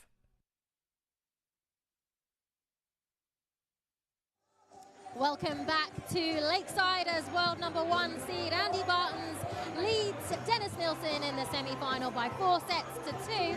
And Andy Bartons, he's already on the stage here practicing. I think he wants to fly off into the sunset and get ready for tomorrow's final. But he has 1 set remaining. He came out of the break after they were 2 sets all flying. It was 180 after 180. What did he do differently? How did he turn things around like that? He went in off the back of a really good set, so he was more than happy. So he just came back out and continued what he'd been doing. He knew that he'd been bossing the game. He knew that he'd won more legs. It was just winning those legs at the right time. He went and blew the next set away and then did exactly the same in the last set. It's just, Dennis is not quite scoring as he was, but when Andy's scoring 180s like he is, it makes it very difficult to beat, and Dennis is going to have to find another gear or two, but the only problem is it's Andy that's going through the gears. So is Dennis lacking anything, or is it just a question of Andy getting those 180s and just producing when it matters?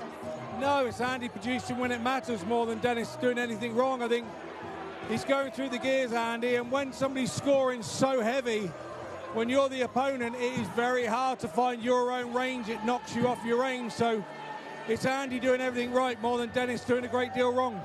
But it's not over yet. They have to get at least 1 more set to go, and it could go longer. We've been very impressed with Dennis Nilsson this week.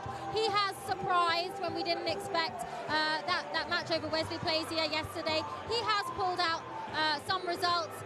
Can he pull this back?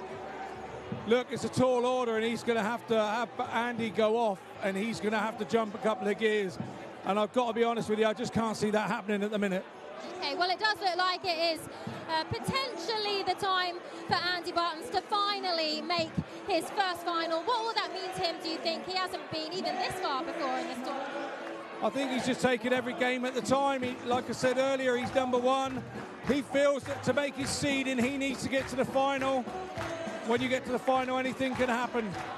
Okay, well, we can hear the crowd. They are getting ready, they're getting noisy, and it's time for the 5th set. Potentially a match-winning set to come for Andy Bartons.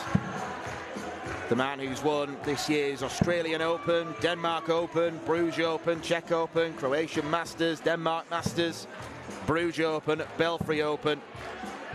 And another Czech Open. Well, he won the Czech Open last year as well. He is a winning machine. The battle of the beast and the strongman, and he's the beast who is knocking the strongman off his perch.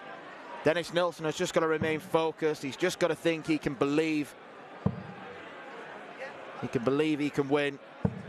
But it's very, very difficult when you're facing such consistency on a regular basis against Andy Bartons, who is proving to the world why he's the #1 seed. 100.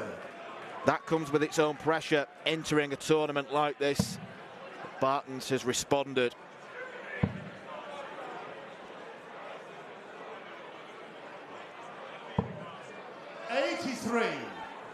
For me, when you come into this tournament, you want to try and reach your seed, and if you're the number 16 seed, you want to make the last 16. If you're inside the top 8 seed, you want to make the last 8. And that's the way I used to try and prepare myself to come here. But we know that Andy's been pretty confident from the moment that he drove in the driveway here. He knew he was the favourite. He was happy to be the favourite.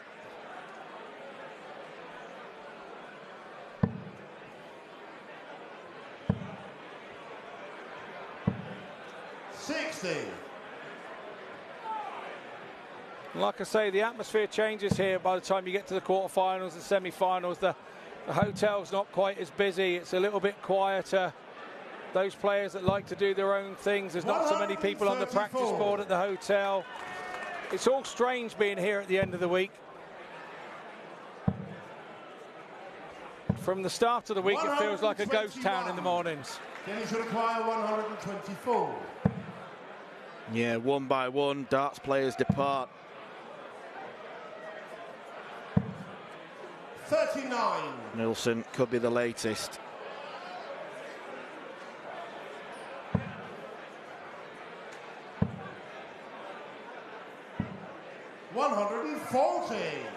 Dennis will require 85. But as per usual, he's under pressure from Bartons. 20 or treble. Leaves double 5. 75. Over the top. And you require 70.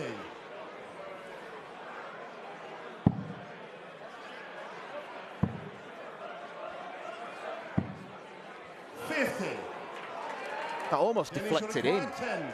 It did. It just flattened the trajectory of the dart off. And Game 7, the first man. Dennis Nilsson needed no Andy to throw first. second invitation. 99.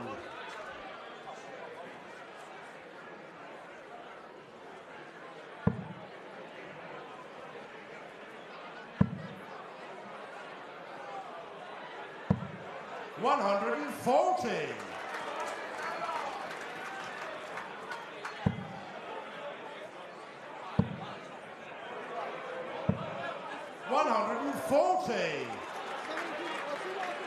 Hasn't found a 180 since that set 6 blitz where he won it in 40 darts.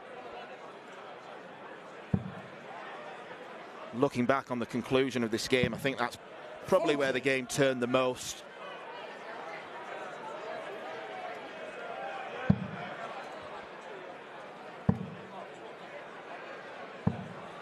$138. Still, he rattles in those 2 big treble visits.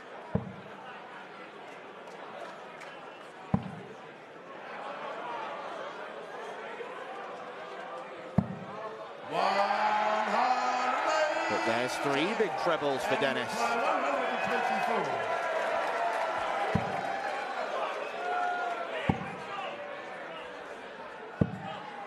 99.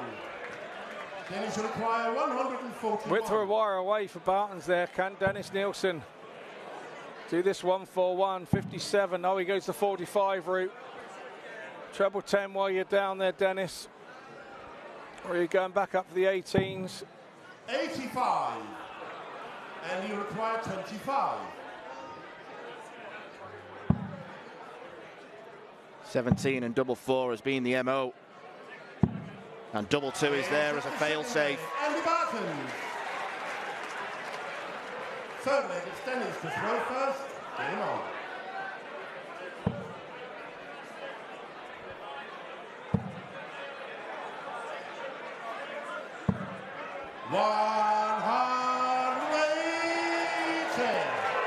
Dennis has found his purple patch again, hasn't he? And all the time he's finding his purple patch, 60. It keeps Bartons under pressure.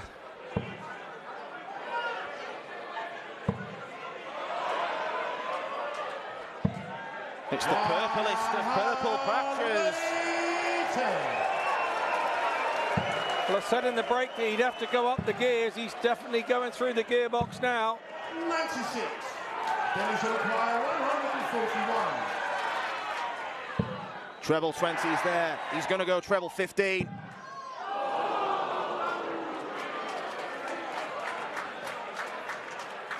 He would have made himself a Lakeside legend had he popped the 9-darter. 81.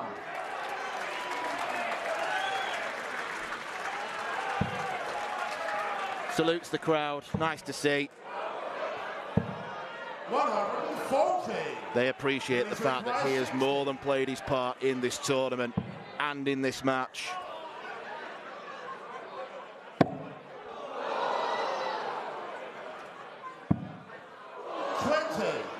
A match that still may have more chapters to be written.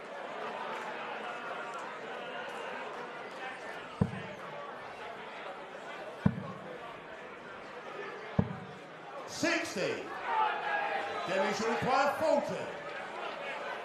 And in the third leg, Dennis Nilsson.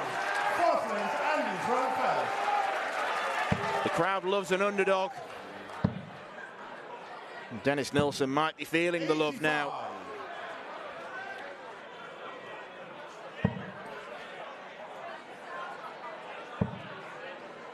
I think he's got to the point where he feels that 100. It's time to just let go, you know. It's last chance saloon, isn't it, for him? 44. Almost what will be, will be. Correct, and he's just throwing with freedom again. 100. Problem with throwing with freedom again, you do give yourself other chances and then you start to throw tight again because you get yourself back into the game. 100. It's all a massive mindset.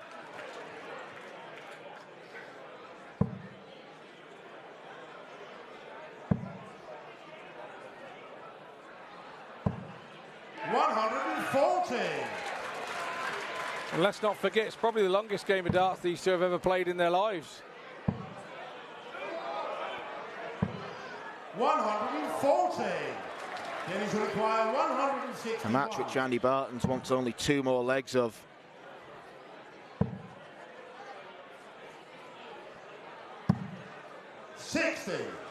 And you require 132. He's teased us already with this. And he's only teasing himself. And for treble 19. 92.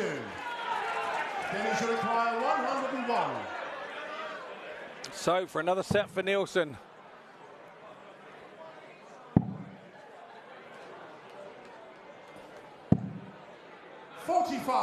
That's 3 times in this set he's been unsuccessful in that route. You would think it was time to change. Game 7, the fourth leg, Andy Bartons. He might not get the opportunity because Andy Bartons is 1 leg away from his first ever Lakeside final. And we're back to the same situation in set 1 and set 3, with Nielsen having to hold throw to keep his set. 100. But Bartons is 1 leg away from his dream to play in a world final. 99.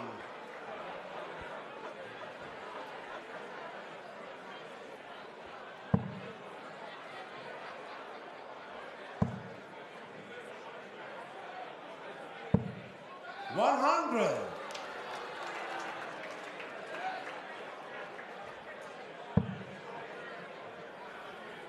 The cast of Sesame Street transfixed. 55.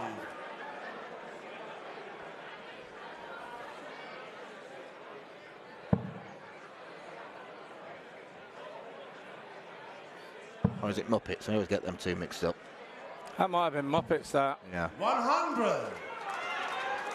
Only one Muppet in the comms box. And it's not the 2015 world champ. Not right this minute, no. I have been. 137.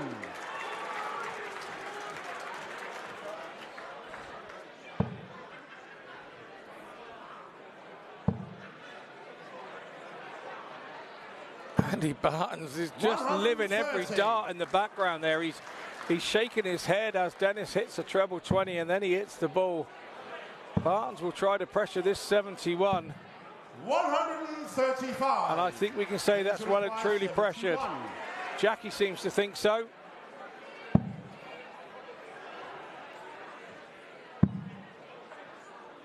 Double 9. 62. Didn't mean to go for double 18. He just wanted the single and then the double. Just tried to make sure he hit a big 18 and he went too big.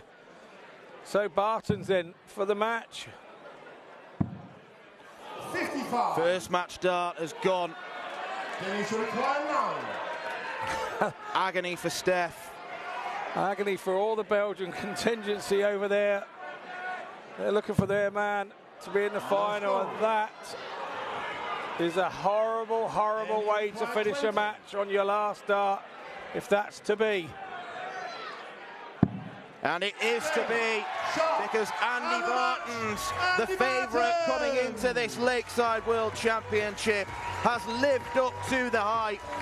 He is in the final after defeating a spirited Dennis Nilsson.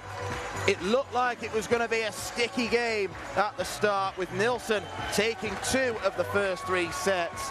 But Bartons ultimately showed why he is such a quality player. The family in tears. There is still work to be done. Dennis Nilsson can walk off with his head held very high indeed. But Andy Bartons is 1 game away from glory. Over to you, Jelle Klassen and Chris Landman.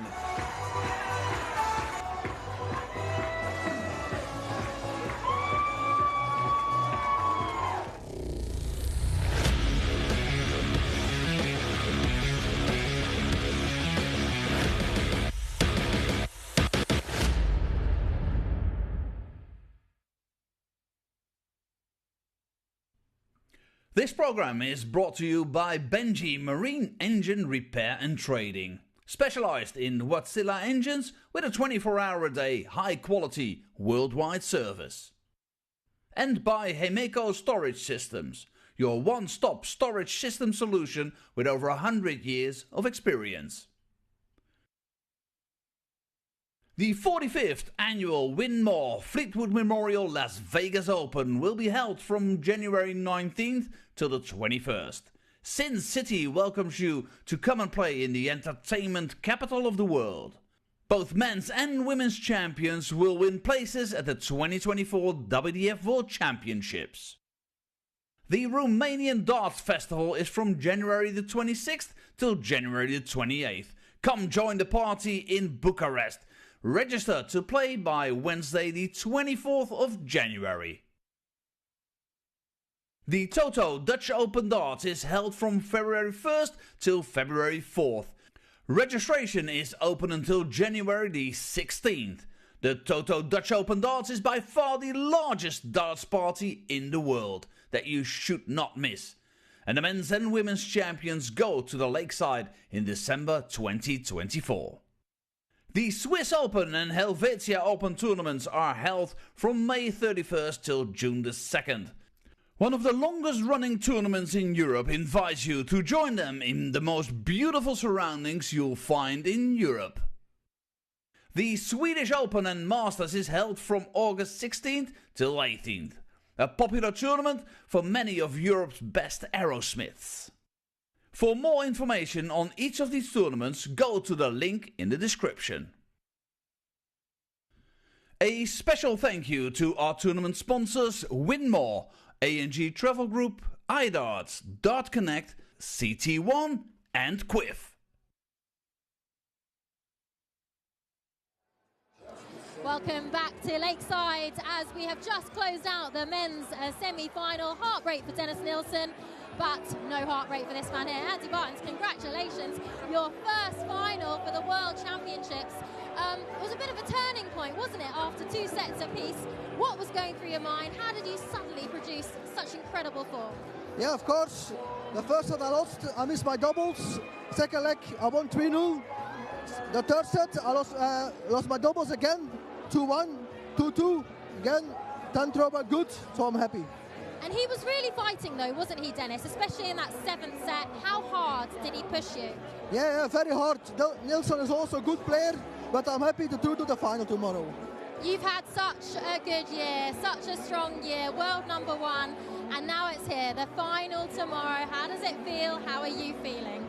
Yeah, I'm very confident now. Tomorrow, we will see tomorrow. Yeah, nerves, pressure, or can you hold that relaxed sense of self? Yeah, tonight I'll watch the game, the semi-final, relax, we see well tomorrow. Do you have a preference who it might be? No. All right, congratulations, Andy. We will see you tomorrow in the final. Well done. Well, there you go. He looks relaxed and confident as ever, doesn't he? I mean, what a match for him. He really knows how to produce it when it matters. And he just seems calm. Absolutely, and he knew that he was a better player for that game. We all knew, the numbers said that he was a better player for that game. But he had to go and produce it under the most massive pressure. And he's done it. It's relief now for him. It'll take a few moments for him to realise that he's in the final. It happens over the next half an hour. All the texts, all the messages come through from your friends and family back home. And then you've got to try and shut that off and concentrate on tomorrow now. Credit to Dennis Nilsson, though. We have seen some impressive form from him this week, and he really fought hard in that 7th set. There was a moment there where he could have taken it and made this match even longer. Absolutely, and he goes home and he should be pleased with what he's produced this week. And he's done it for a nation as well. Sweden have backed him all the way, and quite rightly so. He's been around a while now. He's one of their stalwarts, and now he's been here to a semi-final. He'll be one of the Swedish darts legends that everybody talks about for the rest of his life. Okay, but it is all about Andy Bartons, and it is all about the next men's semi-final coming up later this evening. At 7 o'clock, we have our second set of semi-finals. That kicks off with the 18-year-old boys, Andras Borbeli from Hungary and Adam D from Ireland. So that is in the boys World Championships semi-finals. Then it's to the women. We have our #1 in the world, Bo Greaves from England, going up against Wales's Rianne O'Sullivan. And then it will be an all-Dutch semi-final to decide who will meet Andy Bartons in that final. Chris Laumann of the Netherlands and Jelle Klaassen, our former world champion, also from the Netherlands. So all to look forward to in just over a couple of hours' time. We hope to see you there, back here for the Lakeside CT1 WDF World Darts Championships.